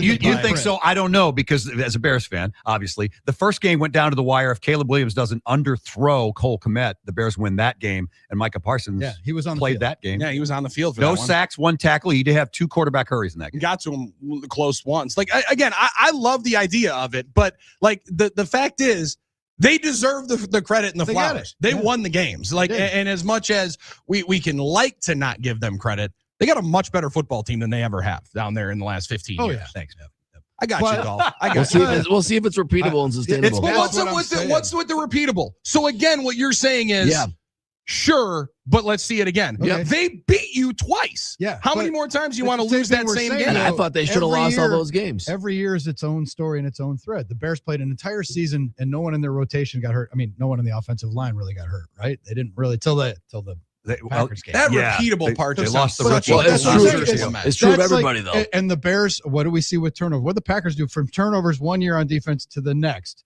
Like the Packers, Xavier McKinney had 8 interceptions himself. Yeah. And then the next season they had 7 He as a dropped team. 3 of them. That's so that's is the that point. repeatable? Like, do you bank on, well, we're going to get 8 for Xavier McKinney, who put that down? Is the Bears, they were so lopsided with giveaways and takeaways. That market can correct. It's regression to the mean. But is his 52% completion percentage, is that repeatable? That could get better. It could. Yep. There's a lot we don't know. That's why the question was there. If one of the offensive linemen or 2 of those guys gets dinged and you're playing with lesser players, that goes back They down. played Like the back half of the year with like 2 of their wide receivers out as well. Like, I mean, and their tight ends were dinged for a decent amount of the time too. They missed their top 3 linebackers. And injuries are baked in, but that's why it's so unpredictable. That's why the league is like, and they're going to bet a first place schedule again. That was going to be my next question. How much in the NFL do you read into the first place schedule conversation? Is it because things change so rapidly in the NFL? And that's by design. It's baked in. That's why they have this, like the weighting of the schedules and like you're supposed to play. But year to year,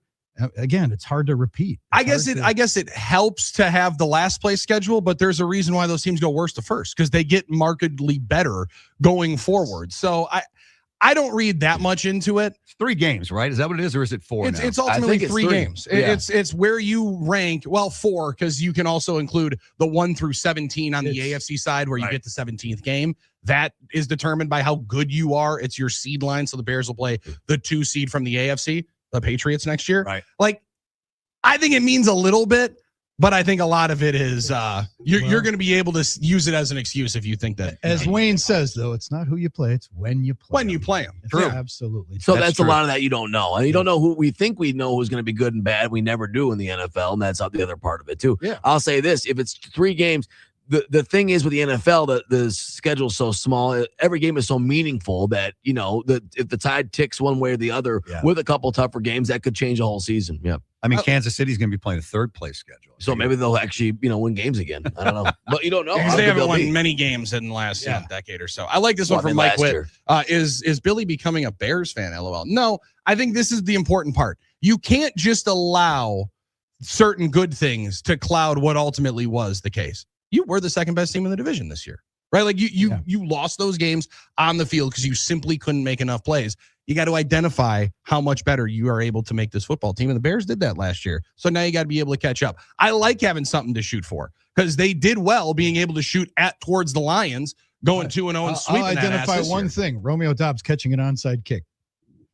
Yeah, it's a game. That's a win, then. It's a game of inches, man. That's what I'm saying. It's like, true. okay. What a player's game.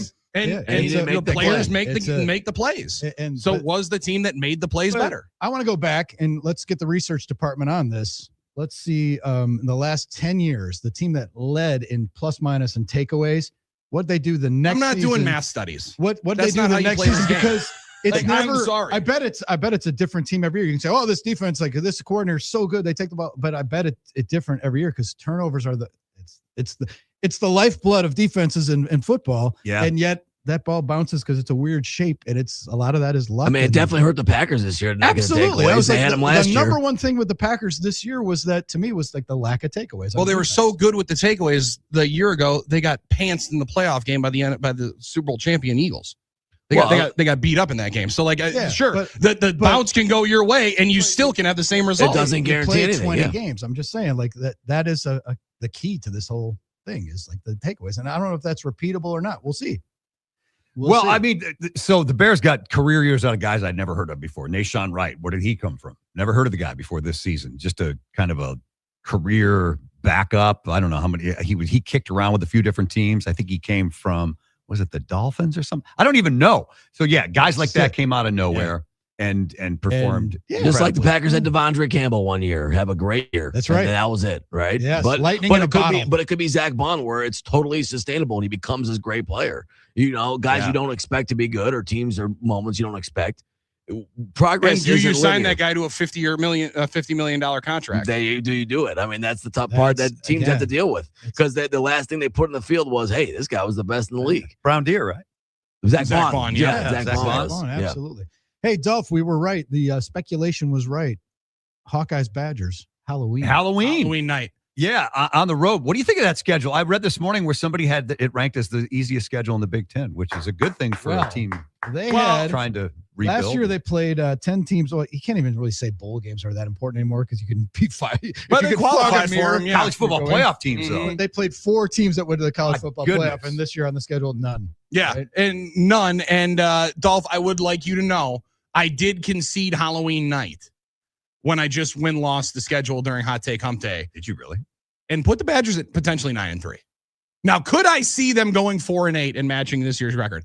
Absolutely so. Wheels fall off against Notre Dame. Matt Campbell actually does what Penn State probably should have done this year. They're a college football playoff team. Penn State Cyclones. And all of a sudden, Michigan State is Northwestern with resources and really, really good. No doubt in my mind. You start losing some buzzsaw games. You travel out to the Rose Bowl. Hey, man, wild things can happen out west. There's ways I can see it. But I mean, win or loss against Notre Dame. Who knows what's going in there? I'll just concede that being a loss. You go and hand Matt Campbell and welcome him into the Big Ten with a dub off 2 bye week games. I could very much see the Badgers rolling in there with 1 loss against Iowa very on possible. Halloween night. Yeah, very possible. You're looking at that schedule, the games I see that you mentioned Michigan State. I find that intriguing. I don't know if it's going to be this year, but Fitzgerald will get them on the right side up again. Mm-hmm. Too good of a coach not to. Great coach. A lot of people wanted him. He chose Michigan State. That's an interesting game. You're right, though. They play a lot of teams with, you talk about Matt Campbell. UCLA has a new coach. Minnesota, I didn't realize it won 4 straight. 4 straight. Against Wisconsin. Paul Bunyan X, yeah. Mm-hmm. I think that's where you got to start. You got to start winning those rivalry games again. Yeah, absolutely. Yep. Well, that was the goal this year. And did a really good job of not doing it. So we got to make sure that we actually execute that plan this year because we planned on being able to win both of the rivalry games, and the one was 37-0. Never easy going into Beaver Stadium, but is the toughest opponent on the slate right now in the Big Ten for the Badgers? Is it USC? I think so. Yeah, I think so. Talent-wise, they're probably the best team, Drew, but hey, you just never know with Penn State. Like, I mean, you'd rather be playing USC at camp when it's cold out. Than right. True. Like October 24th, you're hoping all of a sudden we get a random sleet day. Yeah. 40 degrees and some driving wind. 60. And you know what? And they're finding out the reality of the Big Ten and the travel schedule too, I guess, right? Because this year they were ranked high for a while and then tapered off at the end of the season. You know, playing cold games in conference at Illinois where they got beat. Mm-hmm. That Illinois game is the one I think of. Yeah, the Illinois game is the one I think of, and that was a great game, back and forth. I think both teams kicked field goals late to take the lead. But that Michigan State one, I'm pretty sold on is going to be the Toyota turning point of the season. It's an early turning point. Big Ten opener? It's the Big Ten opener. That's a tough way to slate the entire schedule. But you mentioned how many people wanted Fitzgerald. I think there's a lot of Badgers fans that had their wandering eye when they also had their axe in the other hand, ready to chop off the coaching staff, saying, bring in Fitzgerald, and this is clean cut. He comes in here and rolls you with the Spartans. There will be some very, very angry brethren. It's so hard to tell anymore with the portal. You got, I don't know how many every year. How many new guys you got coming in? You just nobody knows. You just no hope sustainability. Yeah, you hope they gel. You hope that these guys get together in spring camp and they get along and they merge and everything's good by fall. Yeah, so hard to tell anymore. They're going to be fishing. They're going to be hunting, fishing, loving every day of this summer. That's right. Hanging out all summer long with the boys. No doubt. Hey, Dolph, we had a winner yesterday, and the guy did not know, and he just took a wild-ass guess. The Luke Bryan trivia was which mascot did he kiss on College game day? And it was Uga, the Bulldog. The Bulldog. From Of Georgia. course. Of course. This guy pulled it out of his arse and just guessed, and he was right. Well, I think he's from Georgia, so I'm going to say University of Georgia. Like, Brilliant. oh, Gorgeous. Brilliant. That's brilliant. Yes. Because I don't think there's any other SEC mascots you'd kiss except maybe a volunteer, whatever that is. What about the You know? Longhorn? I said that. He requested Bevo. Yeah. I said, good luck at the Crimson Tide. Like, you might, but I've seen some elephants. Would There might Eric be some Church people want to kiss the the Commodore. Ram mascot, which for the Tar Heels, I don't know what that Ram mascot is, but Rams is the Rams is Yeah. the guy. I don't get it. Yeah, I don't get it. Sometimes it's hard to figure out how teams come upon their mascot, like Tar Heels is Right. a ram. Like Stanford is a tree. Yeah. The Cardinal. Yeah. Iowa State, where I come, they're the Cyclones they have a Cardinal. Yeah. Cy Cyclone. He's a Cardinal. And he is a wild card. That dude is nuts at games. He is having himself a fun time. You don't understand that. You couldn't come up with a tornado suit for a cyclone. Why does he have to be a bird? I know. You're absolutely right. Because the bird's got to fly away from that cyclone. I guess so. And we still don't know what Purdue Pete is. We still don't know. He's a Boilermaker. Yeah. What are you talking about? Yeah. Fake head, but human feet and arms. Come on. That's weird. It's just creepy. I like Weird. the big inflatable one they have there at Purdue. Well, they got the big drum, too. They love that. The big drum is the They love actual that. mascot. They love It it. is. Let's be honest. It is. That thing is classic, legendary. Absolute classic. All right, Dolph, on the way out, your quick take on Bill Belichick getting snubbed. I think it's ridiculous. I mean, take away. So I guess it's because of Deflategate and what was the other one? We don't know. Spygate. So Spygate. they claim. Yeah. So does that? We don't know. Is that worth 2 Super Bowls? He still wins 4 or 5. I mean, He has 8 rings total. There were either a fair amount of protest votes or guys that just I'm voting for the 3 players that I've been voting for the last couple of years. I saw a quote today where Bill Polian said he should have to wait at least 1 year for what he did. And then Bill Polian said, I don't remember doing that. Well, I don't remember. It wasn't me. I didn't. People were saying it, but I didn't feel his one way or the latest other. quote, Dolph, is that he is 95% sure he voted for Bill Belichick. That's fantastic. 95% sure. That's great. I'm 95% sure I took the garbage out last night. Here's a tweet That from 5% slapped me in the don't face and believe you, woke Bill. me up to go take it out. Jarrett Bell, just for the record, I voted for Belichick, and I'm stunned and embarrassed for our selection committee. At least 11 people from the 50-member panel voted against Bill Belichick. At the very least, they should reveal themselves, as this begs for transparency. Don't lump us all together. If you voted for him, you're getting out there now and telling people to resist the online barrage of the trolls, which is next. That's what this is all about. People, we're going to hunt them down to dox whoever didn't vote for him. The Reddit, whatever it takes, they will be hunting these guys down. That's what this is about. Drew, you know there's guys voting for Major League Baseball all these years. Guys just refused on principle to put a guy in on first ballot. Exactly. Yep. I don't think there's that element of it. I like Buster Olney, your boy. He said, what if we just do this? What if you just vote yes or no? Well, what if you just get somebody, they ask you, hey, is this guy a Hall of Famer? You get to say yes or no. That sounds like it's way too simplistic. Way too. That sounds way too easy. Because there are guys on the ballot for 10 years that get in. Like their stats got better when they were retired. But we're also not trying to curate a system where everybody's always 100% either. I think that's the tough thing. I think we think that way in our world, and we don't want to do that. And that's what we tend to do now with the group thing. Like I say, in this day and age, we couldn't get 50 people to agree that today is Wednesday. Drop in there. I don't know. I love it. I don't know. The times we live in. Scott Dolvin from the Country Station on the Huddle. We'll be right back. It's the Huddle, Fox Sports Radio, Wisconsin. Seemed like yesterday, even though that was 1,452 beers ago.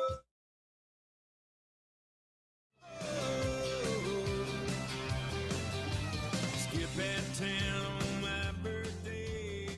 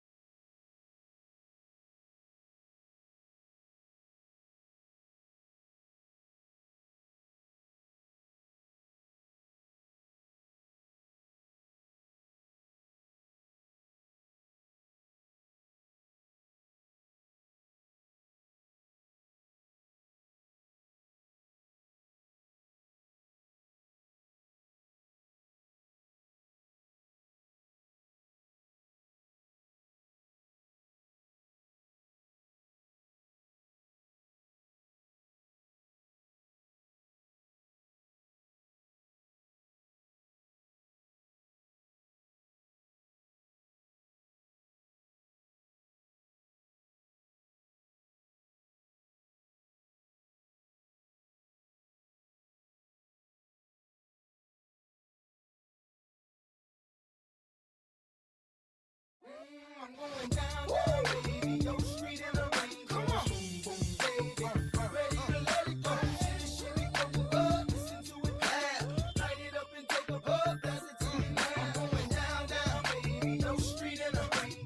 the Huddle, Fox Sports Radio, Wisconsin, Drew Wilson, Billy Schmidt, Armin Sarian. You can get us with your hot takes on Hot Take Hump Day.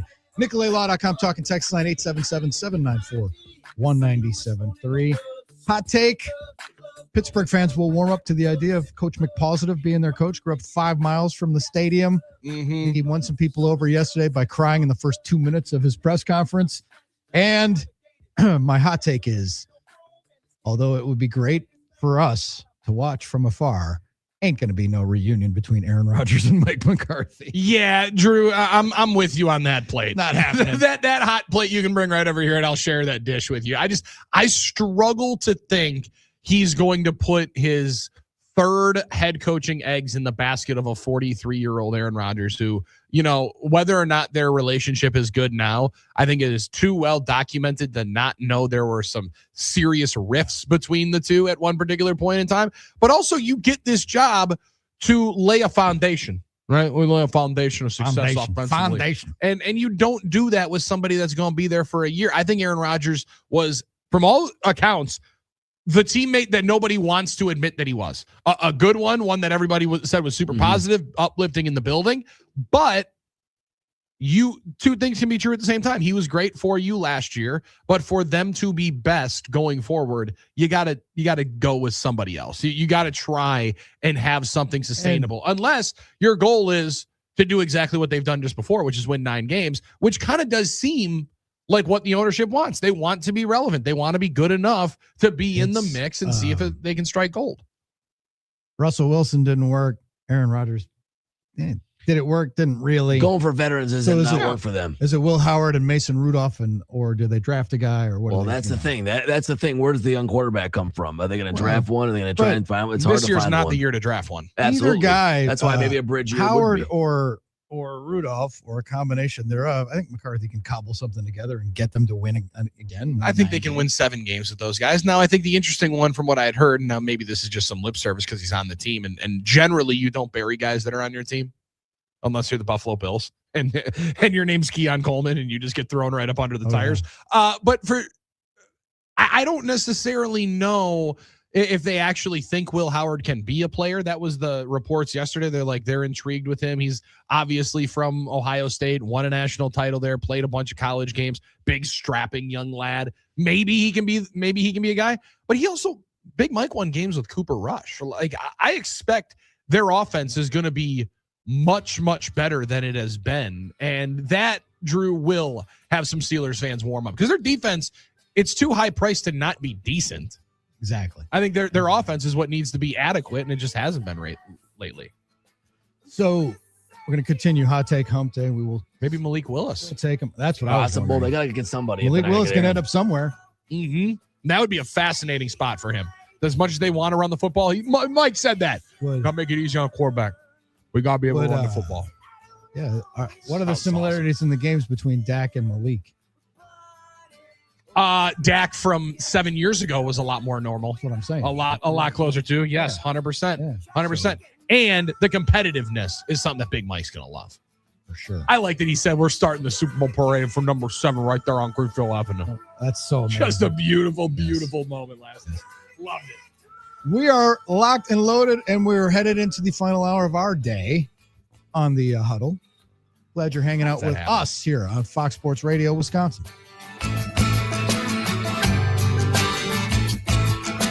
Jane says, have you seen my wig around?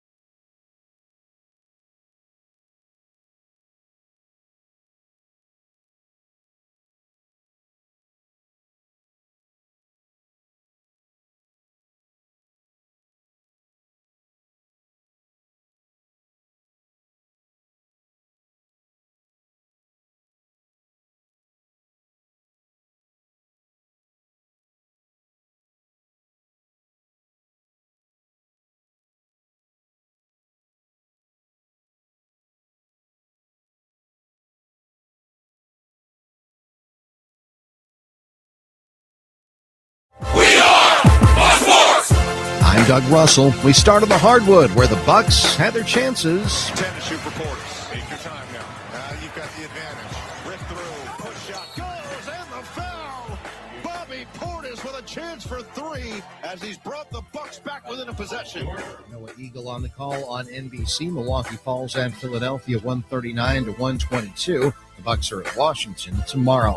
The Big Ten has released the full football schedules for 2026. Wisconsin opens up league play September 26th at Penn State. They'll have their only bye week on October 10th.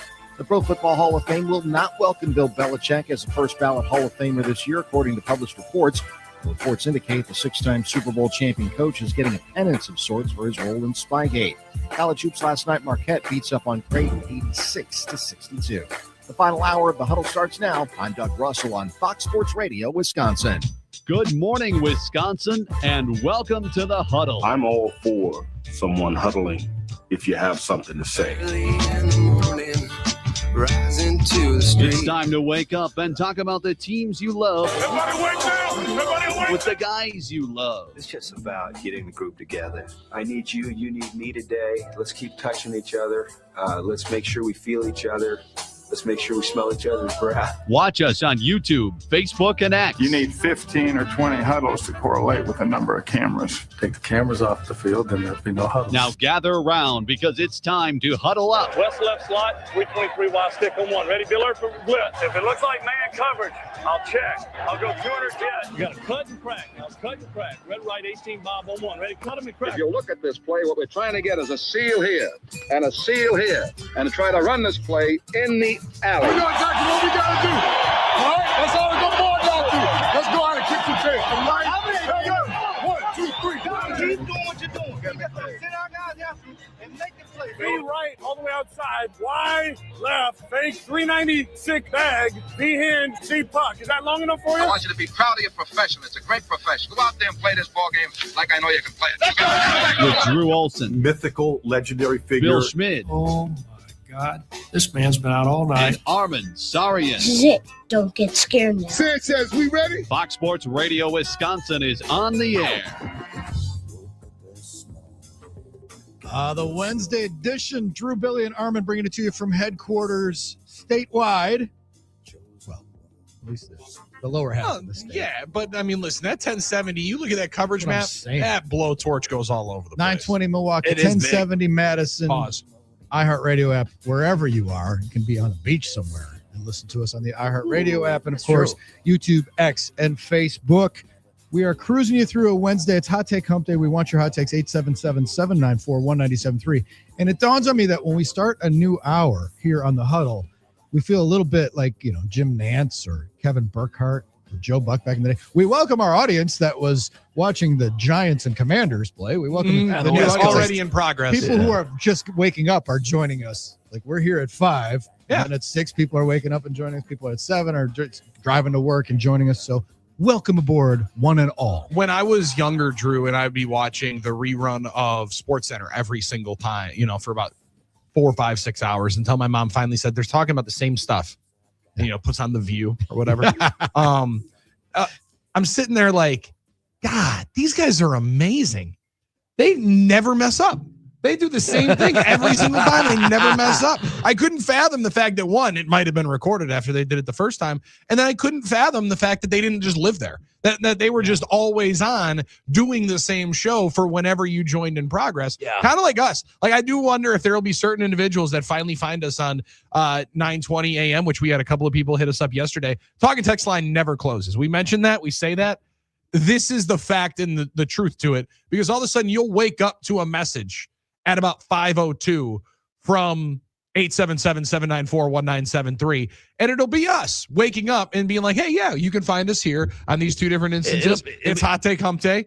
Come up, get ready, and have something ready for us. Yeah, it'll be me responding to your text from the day before. And I'm like, you know what? I probably shouldn't do this at 5 a.m, but hey, it is what it is. Well, You know what I I mean? just moreover saw a message that somebody had asked us a question, and I was like, I had already responded. I typed it out.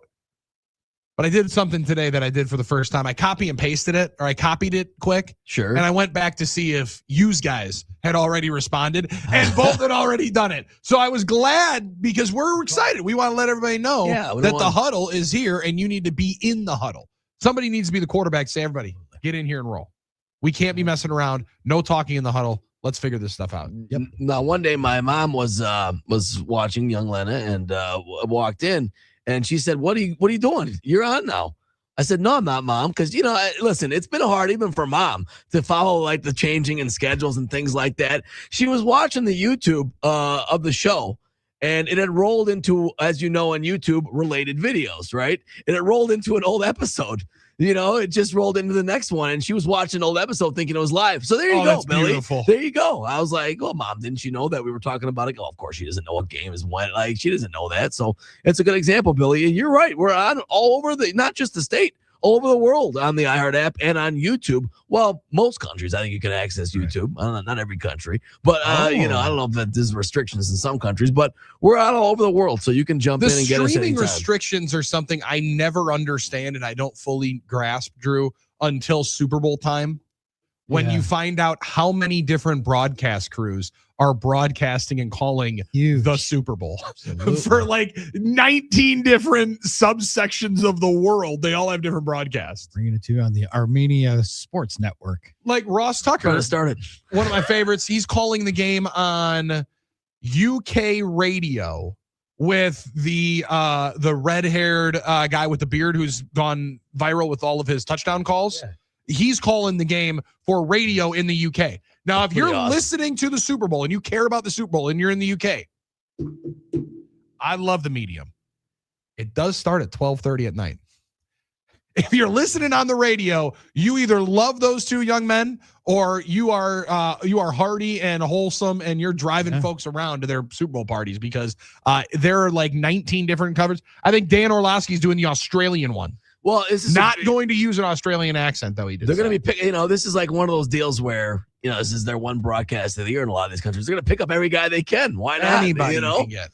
I'm available. Hey. Hot takes. If you're just joining us and you're just rolling on a bed, hey, welcome. Good morning. Glad you're with us on this chilly Wednesday. We've spun through the Bill Belichick situation. Mm-hmm. I gave my hot take that Giannis should just take a gap year and not play anymore for the Bucks. They should just shut him down because they're going to be so buried by the time he comes back from this second calf injury that it's just not even worth it.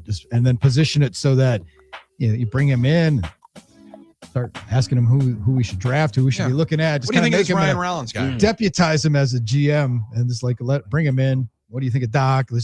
Make him an advisor for the rest of this year. And luckily, he's been doing that for 5 years already, so he's got plenty of experience. I mean, he's got the reps. So that was one of ours. We Billy talked about the Badger schedule that you can see 9-3. You can also see 4-8. 9-3 is I like the 9-3 one better. I like 9-3 better. I can see 8-4. I see progression, and I also hopefully see somebody staying healthy. That mostly means the signal caller, which has been the biggest issue for the last couple of years. For the last couple of years, the Badgers haven't had a starting quarterback healthy, so that'd be a nice start to have that. There's no question about it. I got another one. Sorry, dude. Let's go. Go ahead. Because I want to, this one's going to potentially warm the cockles of Armin Sarian. Oh, I can't wait. And don't mean to do that on a Wednesday and get y'all excited, but this one comes from the world of tennis. I know we mentioned and had a quick aside. I saw the video now of the Coco Gauff smashing the racket after her quarterfinal loss in the Australian Open. My hot take is we don't need cameras everywhere. We don't need cameras everywhere. As much as I love the content, as much as I want to know, and as much as I want to see the excitement and the jubilation and the misery and the pain, tennis is widely discussed and a lot of times told by people that love tennis how gentlemanly the game is, right? How we are going to be very mature. People do that, yeah. What did Coco Gauff do right there? She did an exceptional job of maintaining her composure after a difficult loss off the floor, shakes hands, grabs her stuff, then goes and lets out the frustration. That's an unbelievable in what's point. Supposed to be in a private, individual moment to see the drive and the competitiveness. Instead, it turns into, look at her, just pouting that she loses. No, you want to see somebody that Matt cares. You want to see that the passion that comes out. But it's also the double-edged sword of, Drew, when people want to pearl clutch and be mad at Ben Johnson for dropping an F-bomb, or conversely so, Sean McVay dropping a lot of F-bombs in the Bears visiting locker room the next week. We don't need cameras everywhere. Yeah, that's a great point. And if point. you're going to see these shots, don't make damning assumptions on human beings, what they believe are moments in pride. And these are the times when you start to think that when people have accused tennis of treating certain stars differently, they might have a point. Like, would they yell about this about Coco and Serena, but would they say this about Steffi or Martina Hingis or somebody like Chris Evert? Like, because you're right, Billy. At what point does it become this is actually a private area? Like, this is like so someone can show their friends. It's like the old baseball players would scream into the glove to try and let their frustration out, but do it in a manner that wasn't outward, right? Or when Casey McGee would scream into his helmet, right? When he dropped a fly ball. You try and do it in a controlled, safe environment. You punch in a pillow. Well, I'm sorry. I mean, what are you going to do? Follow her all the way into the bathroom? Like to see like how what the camera's going all the way. At what point is it a private? You're absolutely right. I mean, she wasn't doing this in a theory of a public, what we deem a public area. Didn't do it on the bench. She didn't do it between points. There wasn't going to be a conduct, an etiquette issue where you can lose points because of that. She wasn't breaking rackets like Nick Kyrgios would do and all these things. So I totally agree with you. I thought that it was a totally unfair criticism of her. And I think most people see that. I think there was a select few that said, well, she shouldn't be breaking a racket. I'm like, are you kidding me? I think she's got enough. She broke a racket indoors. I mean, it wasn't even on the court. And she's not the first tennis player to get frustrated and break a racket. Okay. It's just not. All right. So it's a little bit ridiculous. I totally agree with you. I would actually, Drew, like to see more of this. Yes. Like I'd like to see more of that passion from golf. I'd like to see what happens when it was there was an individual, Wyndham Clark, I believe this year, that just took his 9-iron to one of the clubhouse lockers at the US Open. And they're like, hey, by the way, don't ever come back. You're not allowed to ever come back. Sure, there will be repercussions. I'm not saying you can't, but I, for one, didn't really I was very indifferent on Wyndham Clark before that. After that, I think I've bet him 15 times to lead after the first round because I like that kind of fire. Made you aware. 877-794-1973. Send us your hot takes. So the Bills made their coaching hire. Still waiting on a couple of teams, right? Joe Brady. It's like we did an exhaustive and extensive search of the hallway of the building, and we decided to name Joe Brady our coach. How about that? And Josh Allen was sitting in on the interviews. And Josh Allen, like they elevated the offensive coordinator. Now, the next shoe to drop there is the thinking is that Jim Leonard is going to be their defensive coordinator. Jim Leonard, of course, had a pretty good run as a player in Buffalo. Yeah, twice.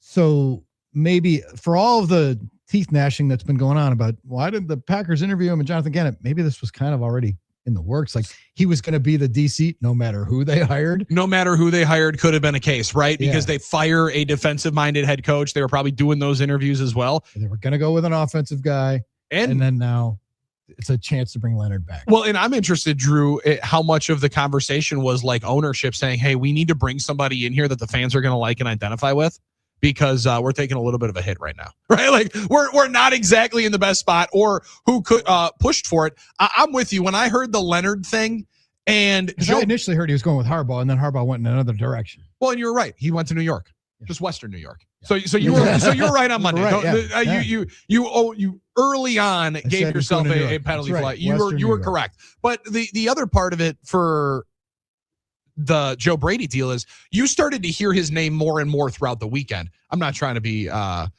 Josh Pate level where like you started hearing things and then all of a sudden now we start relaying him after it all happens. But it sounded like people were hearing he might get the job and that it was real that they might just promote from within. Drew, hot take. I think all of us, especially in media, have been one of the interviewees for a job like that. You're like, sweet. An exhaustive search for this spot. They're going to hire somebody. They're going to hire the best candidate. Oh, never mind. Yeah. They hired that guy that was already in the building. Already there. I didn't have a chance. What are you going to talk about? Didn't have to pay moving expenses. It makes it pretty easy when when you've seen that play out before. You're like, oh, well, they did a good job of letting us all believe it was an exhaustive search. Indeed. But so it looks like Leonard might be headed to Buffalo, and that might have been in the works already. Now, the thing is that Jim Leonard, based on how Jonathan Gannon does, and I think Jonathan Gannon's going to be fine. I mean, just, my expectations are to be fine. There were zero expectations with Hafley. That was a home run hire. And so for people who are, again, it's LaFleur. It's like, well, LaFleur's future hinges on the success of his selection as DC. Does it really? You just got an extension. The last guy he hired was Hafley, who that's the guy who gave up 25 points in the fourth quarter. Okay. Right. You could have said the same and thing. Lost 5 in a row. Yeah. But he also, most would say he's a success. And like we said, he was like the second guy hired after the future Hall of Famer Harbaugh to get a job in this cycle of 10 openings. So the Hafley hire was successful, right? The Hafley hire was successful. So you're coming off of that. Now you're hiring Gannon, who has head coaching experience in the NFL and has been a coordinator, taking a team to the Super Bowl. I think it's going to be fine. Yeah. Now, but the thing is, we're stuck, and it's going to be this TJ Watt feedback loop. This whole what if, it's like, why didn't we get the guy what we knew? Like, look at how much better we could have been if we would have had Jim Leonard. Jim Leonard had played at Iowa, we wouldn't be having this discussion. 2020 but hindsight. he's one of us. Yep. And therefore we have to have this discussion. It's going to be baked into this season. People are going to be comparing how Buffalo's defense is going against, Well, and that's the thing. If he was a 3-time All-American, correct, and former walk-on and an Waterloo, Iowa native, and he played for the Hawkeyes, nobody would care this much. No. But he's one of our own, and we protect our own.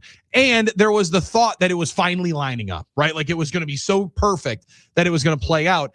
But I think, to me, Drew, the biggest conundrum in the whole thing, and where a lot of this makes it a lot cleaner, I think a lot of these decisions were made before Denver played that football game on Sunday, where a lot of the contention with the timing of Gannon was, why not just wait to hear from Leonard? I think they probably heard from Jimmy. That's the thing. It's all this stuff is back channeled, and there's agents and there's conversations, and Leonard's family still lives in Wisconsin. He's been working in Denver. He played in Buffalo. Maybe his wife likes Buffalo more than Denver. I don't know. Played there twice, right? Like got drafted to Buffalo, went back there as a free agent, and has bonds with the fans there. Yep, it's possible. Yeah, knows people in the building. They're going to a new stadium. Like you're probably also getting paid.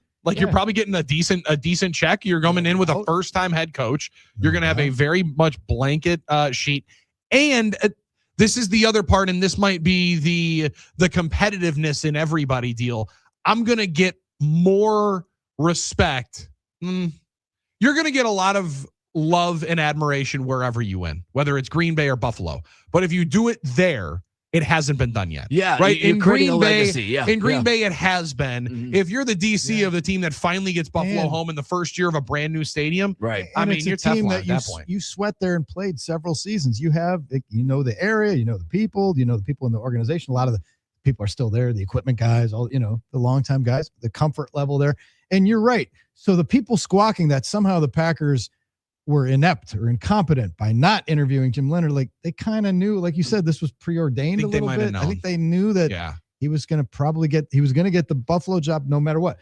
And now the flip side of this is, what if, and suddenly Vance Joseph's name disappeared from the cycle of candidates and stuff. Yeah, quickly. But had he moved on, would Leonard have just moved up a chair there? And he wants to be a coordinator. Like, would he moved up a chair and stayed with Sean Payton? Like, had they won the Super Bowl and Vance Joseph gets a job, So, but the idea that the Packers somehow didn't check a box, or that they were fooled by Gannon and his agent that he was going to hit 7 other Scott Boras thing. I got 45 teams bidding for this guy's services, more than there are teams. Yeah, but that's how many people are waiting to hire this guy. The idea that they got snookered, or that they somehow were incompetent or got fooled, I'm not buying that. That's a great Matt Garza callback. Well, I think, that is actually. Well, I didn't think about that until you said it. That is. I also think that the point you made is true about the comparison. There will be the comparison will be there if he does a good job. If he doesn't, it won't. That's the thing about how this works. If it's somebody that the public seems to like, a fan seem to like, or is a fan favorite, and he does well somewhere else, you'll hear about it, like TJ Watt. But if TJ Watt just became a guy, nobody never would have heard about it. Never would have been like, hey, you guys were right. Like, no one's going to say you guys were right if Jim Leonard doesn't become a good coordinator or wherever he goes, if it is there. So that's just the way it is. That's why you don't hear about Doug Gottlieb much from people anymore this year, because UW Green Bay's playing well. It was all fun and games to jump on a guy we didn't like. when he wasn't doing well. But when he does well, it's mum. Nobody comes back and says, okay, mea culpa, I was wrong. There's no energy two ways. So that's what it's about. It I haven't depends made any burning sage jokes yet this year about there Doug hasn't Gottlieb been and the many, Phoenix. because he turned it around and is having a good year. That's just the way people are about people they don't like. They want to jump and you want to make fun of somebody you don't like. But on the flip side, if it's, you should have got this guy, why didn't you get him? Well, they're only going to say that if Leonard does a good job in his role. If TJ Watt was Vince Beagle, if TJ Watt was Vince Beagle, we never would have heard about it. Why didn't you draft TJ Watt? It's, why didn't you see the future? Why didn't you see the future and know what was going to be good and not what was going to be bad? Come on. Yeah, and I think this is, and I don't know that it's ultimately a very hot take, Drew, but I think that the hotter one and the hire that will be more damning, and I'm still holding out this part of the window that you might be able to crank it open, significant in them getting home, is the special teams assistant head coach, Rich Bisaccia. There you go. That's the one I think that's going to stick, no doubt, probably negatively to LaFleur more than whatever Jonathan Gannon ultimately does now. No doubt. Now, as far as Green Bay, what if they're winning right now? They're 7-4 in the league, 12-10 overall. They played some tough games early, kind of battle tested, right? What if they do well this year and Gottlieb goes back to doing a daily radio show? He's like, all right, price of poker just went up. That would be pretty good. Because is there improvement in any way tied to the fact that he stepped away from the radio show? That's the flip side. Perception, that's the flip side for people. I don't know that it's that easy. What they were up against last year. Did he mid-season or did he do it before the year that he was giving up the earlier radio this show? year. It was earlier during the year, right? It was early. Isn't it more likely that it's actually, it's the second year of the program and that's how things usually go when you take over the first year? You get your guys in, you start coaching your team. Like, give me a break. More likely, Doug Gottlieb goes back to FSR or he goes to a bigger program at the end of the year. Ooh, that's a good one. I still wonder if he's going to have offers. A stepping stone? It would be eventually. Green Bay always is, unfortunately, if you are having any type of sort of offer, but I don't know that he's going to have those yet. That's what I'm saying. I don't know that anybody's going to really give those offers unless all of a sudden, we're talking about Green Bay on the second weekend of the season or the tournament when we're hanging out at the Potawatomi Sportsbook. And we're coming up on the 1 year anniversary of when we were in New Orleans and talking to Doug Gottlieb on the air. Oh, man. Right? At the good old days. Yeah. Almost a 1 year ago when Josh Jacobs told us they needed a number one wide receiver. It's gonna hit hard when those memories come up in my Snapchat. All right, guys, really quick. I'm taking Dobler's hot take too. Stop with the useless pre-recorded intros and get right to the sports talk. Save us 6 minutes of boring per show. Dobler, look at me right in my eyes right now. All right, and you're covered very closely. Dobler, look me right in my eyes right now.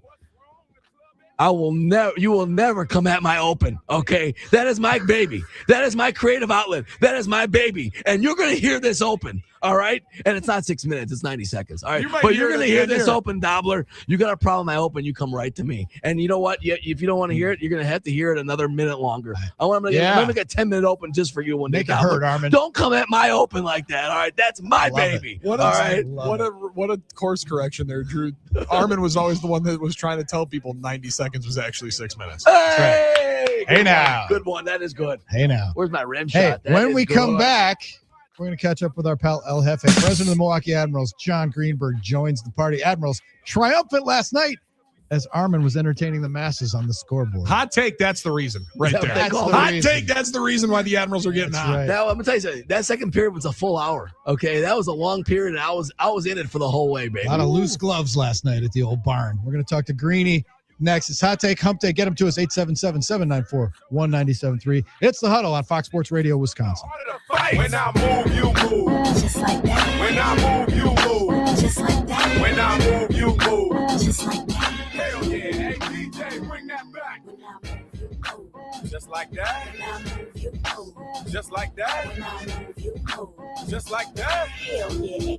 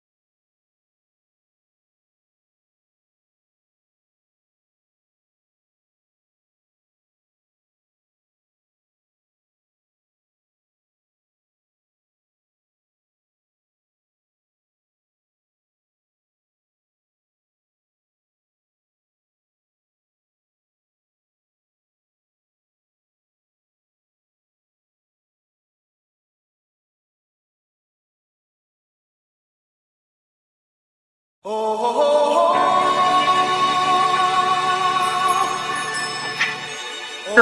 because they scored! Zach LaRue! Zach LaRue dips it in and then punches start flying. Zach LaRue will score. He tosses his helmet at the Rockford bench and invites them all on the ice.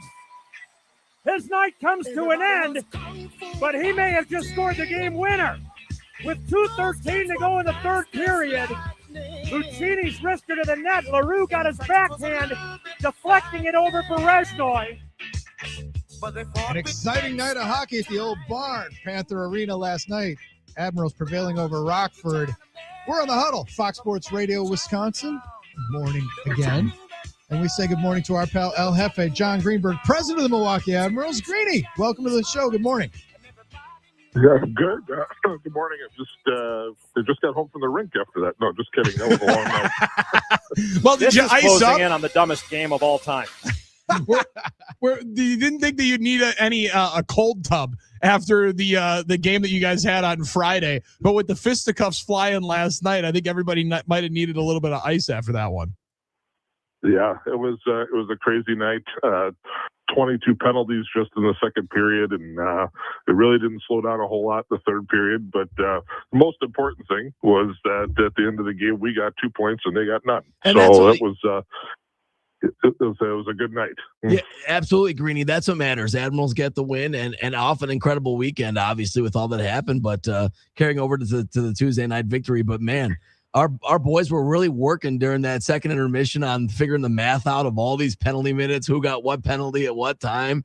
And, it was funny because the first period started, I don't want to say genteel. There were a few goals, but there really wasn't much scrapping at all. And then all of a sudden in the second period, it was like fight night at the arena. And, man, the crowd got their money's worth in that full hour second period. Yeah, it was really something. That is a little bit of the Rockford MO this year. Last year we kind of had control of the division, and part of it was because we played a kind of a bigger, heavier game, and so they decided this offseason that they were going to try and counteract it by bringing in some guys that did that, and we're certainly not going to. It worked well for you. We're certainly not going to, back down from anybody. That's for sure. And our guys stood up for each other, and it was just one of those nights, but atypical for sure. I mean, people shouldn't come to the game to see that happen the way it did last night. We're glad that we got through it, and hopefully we'll get back to a 2.5-hour game starting when we get home next week. I can see Billy saying, speak for yourself. You might just get lucky and see it. You might just get lucky and that'll break out. But you mentioned it standing up, and you're not going to let anybody, and the boys aren't going to let anybody do their teammate that way. It's difficult, John, right? In the transient nature of the league, you got guys going up and down, and everybody, while knowing that wins let everyone eat, right? Wins are the easiest ways for everyone to get elevated. You win games and win titles, you'll get better opportunities. But it's difficult to be able to bond that brotherhood. I got to assume when everybody does have to, in some point, be looking out for their own success. It really is a testament to Coach Taylor and the staff to be able to drive home that kind of family atmosphere you have to have in this game. 100%. And, I give a lot of credit to our leadership group too. Of our captains, our veteran guys, some of our young guys probably are not used to games like that. So for, our guys to show that kind of leadership and be talking on the bench and, making sure that the focus is still there, because sometimes those games can get a little out of control just from your brain and not being, not playing hockey. And at the end of the day, that's what's going to carry the day, and that's how you're going to move forward and again, get 2 big points. Talking to John Greenberg, president of the Milwaukee Admirals. We call him El Jefe here on the Huddle. Is there a special post-game ceremony when a guy gets a Gordie Howe hat trick? And when he does it, when he gets 2 of the 3 legs on the same play, is it a special, even a more special ceremony? Zach LaRue, goal, an assist, and getting in a scrap and in a fight. Yeah, Yeah, absolutely. Yeah. Well, Zach is really good at that. I mean, that's something that he's been known for his entire junior career, professional career, and he was really had enough of all the chatter and all the nonsense that Rockford was throwing out there last night. So kudos to him for taking matters into his own hands, per se, and score the goals and stand up for yourself at the same time. It is a fun one when you're able to get the boys riled up while also being able to put one into the back of the net. The crowd's always going to be excited when goals are being scored, but also for a Frosty 4, right? Now, as much as the scraps will ignite the crowd and a go-ahead goal makes it even better, what was the pop light for that fourth goal, Greeny? Because that's always my favorite. Once we all know that we're getting a little bit of a taste of a chocolate Frosty. Oh, yeah. Well, certainly once we got to the third goal and it was 3-3, we were like, well, we want the next one because that not only puts us in the lead, but it also gets the Frosties, and you can hear people in the crowd starting the "We want Frosties" chant. So everybody knows what's going on when we get to 3, and our guys are more than happy to oblige, getting our fans a special treat, and it was quite a night, that's for sure. I know you're stunned, Drew. That's usually the chant that I start. It's all about the Frosty. And usually the chant that I'm starting. Absolutely. We want that Frosty. Come on now. Well, as long as we're talking about Frosty and quite a night, let's talk Hastings, Minnesota. Yeah.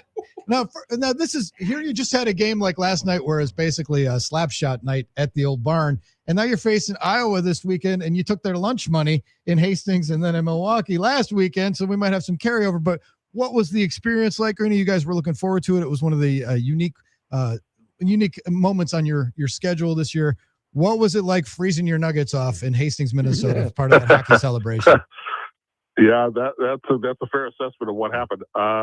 So yeah, I would say that that was probably one of the top 5 memorable things in my career to go through. And Aaron Sims has deserved every accolade that has come his way since we had that game, because he was broadcasting it essentially outside in -8 degree temperature that was only getting colder through the night. And my job there was essentially to be his co-producer along with Matt Menzel while we were trying to just warm up the propane heaters that they gave us, which kept freezing. And I think I tried to warm up propane more that night than I ever did in my entire life and ever will again. Eventually it wouldn't work at all. So it just got colder, and Aaron kept going. I don't know how his mouth works. I really don't, but it was neat. And I will say that the amount of Admirals fans who made that drive over there was really amazing to me. Mm-hmm. I mean, there were several hundred people who made the journey to Minnesota, and they listened to what we told them. You dress warm, you use the heated tents that were there for you. We had obstacles that we had to put up with when the power on the press row went out, and Aaron had to immediately shift to his cell phone to try and broadcast the game. Then the power would come back, and it'd switch back over to the regular way. Then it would go back out again. All of a sudden, it's a tie game midway through the third period, and I just kind of leaned over and I said, this has got 17-round shootout written all over it. Stay out there it doesn't have Murphy's Law. Yeah. And he was cursing me for that one, but fortunately we got it done in overtime. And I was standing right next to somebody from the Minnesota Wild and my counterpart from Iowa, and we scored that goal, and I kind of gave a giant fist pump and stuff, and all of a sudden I turned around and I said, "It's over." So it wasn't trying to put it in their face; it was more because it was done. What a good feeling! It's something really special. You guys did a great job battling through all that. Obviously, the effort the entire organization had. But, it's that old Murphy's Law thing. Yeah, it happened to be the coldest night of the year. But in some ways, looking back, it's always going to make it a little more special that you're able to be part of history, Greeny. So you should be commended. The entire organization should be on an amazing night. And, it's like all I could think about was the old Larry Bird line. Okay, well, we're here. We might as well win it. And that's what the Admirals did. Yeah, that's exactly what I said to him.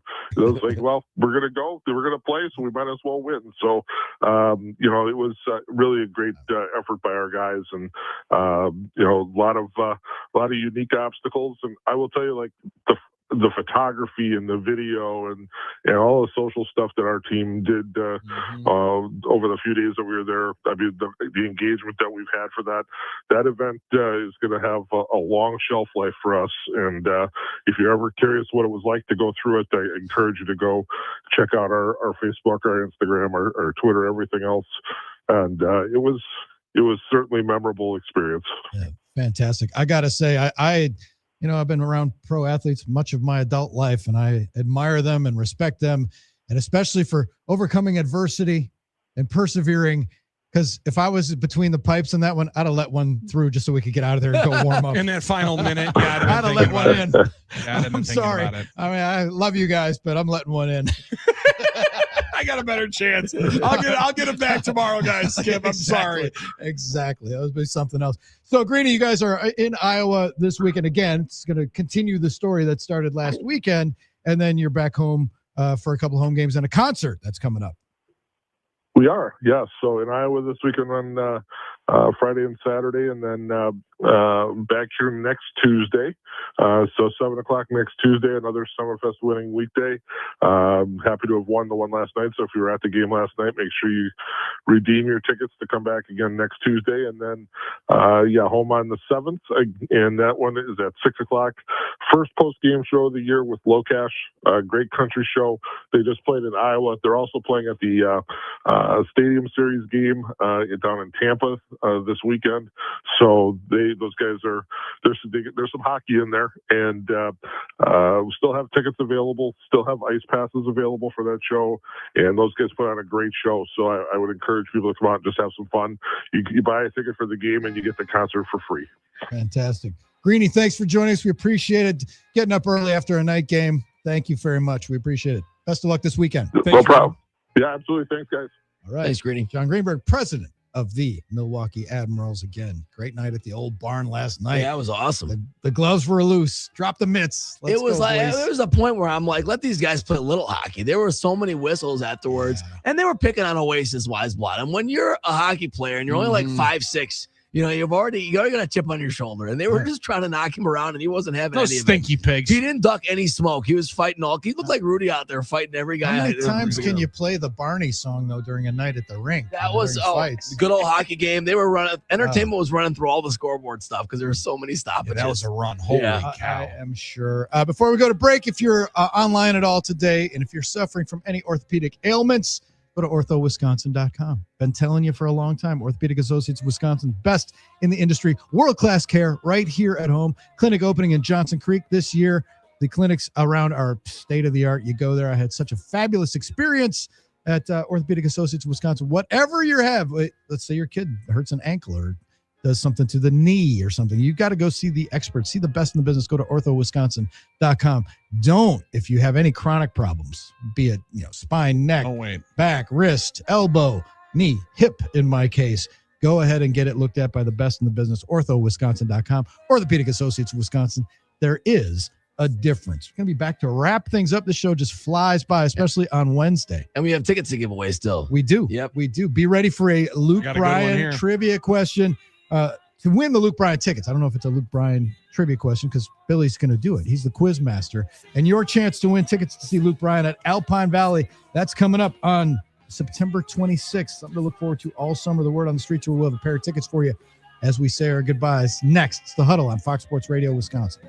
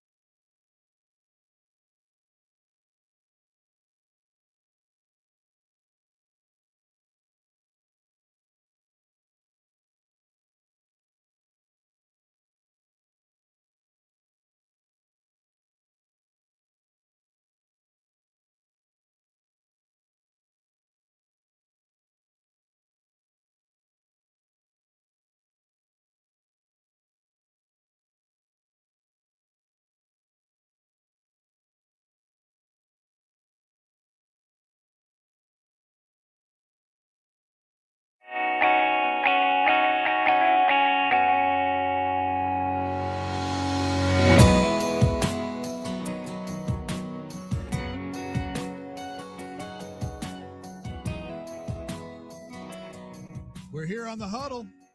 Drew, Billy, and Armin. 877-794-1973, NicoletLaw.com talk and text line. It might as well be a Ticketmaster hotline because we got tickets to give away to the Word on the Street tour featuring Luke Bryan, September 26th, Alpine Valley Music Theater in East Troy, Wisconsin. We have a pair of tickets for you. You can take a friend. You got something to look forward to all summer long. Special guests, Drew Baldridge, Lauren Watkins, and Ray Lynn. We're giving away tickets today. Gave some away on Monday and Tuesday. We're going to be doing it again Thursday and Friday. 877-794-1973. Billy, what's the question people got to answer today? Well, and I really liked the fact that we gave a little bit of Luke Bryan trivia yesterday, and I want to double down on that here today. And a simple one. And now, even though this is a very easily Googleable answer and question potentially, well, we need a winner at some point. We need a winner here. Yeah. Very easy. What was Luke Bryan's first number one single? All right. Ooh. Luke Bryan's first number one. What was Luke Bryan's first number one hit? Number one hit. First number one hit happened in 2010. Okay. So think about that. My man's been charting the top, has been at the top of the charts for 15 years now. You may have also heard it mentioned throughout the week here on the game as we're giving away these tickets to go see Luke Bryan, all as well as special guests Drew Baldridge, Lauren Watkins, and Ray Lynn on the Word on the Street tour, September 26, 2026 at Alpine Valley. Pair of tickets, number one hit, first number one hit for Luke Bryan. And we had an individual earlier on in the week ask us when we were giving away the tickets because he knew he had to win them for his wife. This might be the time where it would help if your wife is in the car or at home listening on the smart speaker as well. She blurts out the answer. You hopefully have quicker fingers saying 877-794-1973. Boom, you're on. And then you're able to answer this question for us and be able to go and grab those tickets first. First contestant out of the chute on the NicoletLaw.com talk and text line. Nick and Theresa. Nick, welcome to the Huddle. How's it going? Nick, more important how you are, man. What was Luke Bryan's first number one hit? I'm going to go with Rain is a Good Thing. Hit that dang bell. Let's go, Nick. Let's go, Nick. Let's go, Nick. You are going to see Luke Bryan. Perfect. That's a red hot answer, and I'm proud of you. Good work. Now, did you Google or did you have an idea that this was going to be his first number one? I had to Google it. Good. I won't lie. That's all right. I'm gonna say something. You're an honest man, right He's there. also called every day this week, so my man keeps trying. Like, Let's go. Nick has earned these tickets. All right, Nick's put the work in. That's all right? perseverance He's right putting there. the groundwork in, and Nick is going to the Luke Bryan concert because of that. Oh, proud of you, A lot Nick. of sweat equity going into Let's that go. one. Let's Nicely go. done. Hang on the line so Armin could get some information and get you your tickets. People really win just by listening to the Huddle. Well, the part of it is, I think I've heard Armin mention this song like 3 or 4 times throughout the week. Yeah, absolutely. And I was trying to I was like, wait a second. Oh, these tea leaves are all over the place on the Huddle this week. We got to find a way to work celebrate it with this one. We can find a way to be able to work. And rain's a good thing. Well, let's be honest. Something free is a good thing. Very true. In the late stages of January, Drew, where you're already getting close to tax season and you're getting your Intuit TurboTax because they sponsored the last 2 playoff games. You're like, all right, sweet. Finding those pay stubs. Wait a second. Yeah. The money's a little bit tighter now. Hey, listen, anything free is a good thing. We got 2 more chances for you. It's for me, and I'll take 3. I'll take 3. You can only win 1 pair, but you know what we're saying. You know what we're saying. Yeah. Well, go and enjoy. It's going to be a blast. It's going to be some fun. It's fun thinking about anything warm. Like I'm going to Mexico in a couple weeks. Yes. I've been daydreaming about that for a while. I like that you mentioned it, Drew, too. It's like it's something to think of all summer long. Yeah. It's something to have at the back end of the summer. Absolutely. Because after Labor Day, we still have nice weather, but you're just kind of, back in the grind. Yep. You're back at school. We're already putting them on the schedule. Football. Yep. We're putting them on the schedule of things that we're doing throughout the summer. And it does give you a little bit of energy, right? Knowing, okay, sweet. It might be 7 months from now. We're going to try to figure out how to take 2 kids under 3 on a 7-hour road trip to Pittsburgh. Woo. To go see the Brewers play. Now that and to go see Mike McCarthy, maybe to go see Mike McCarthy over in Iron City. Yeah. I'm hoping to have an icy light with the head coach. I don't know if that's going to happen. I'm going to go Greenfield Avenue, see if it works.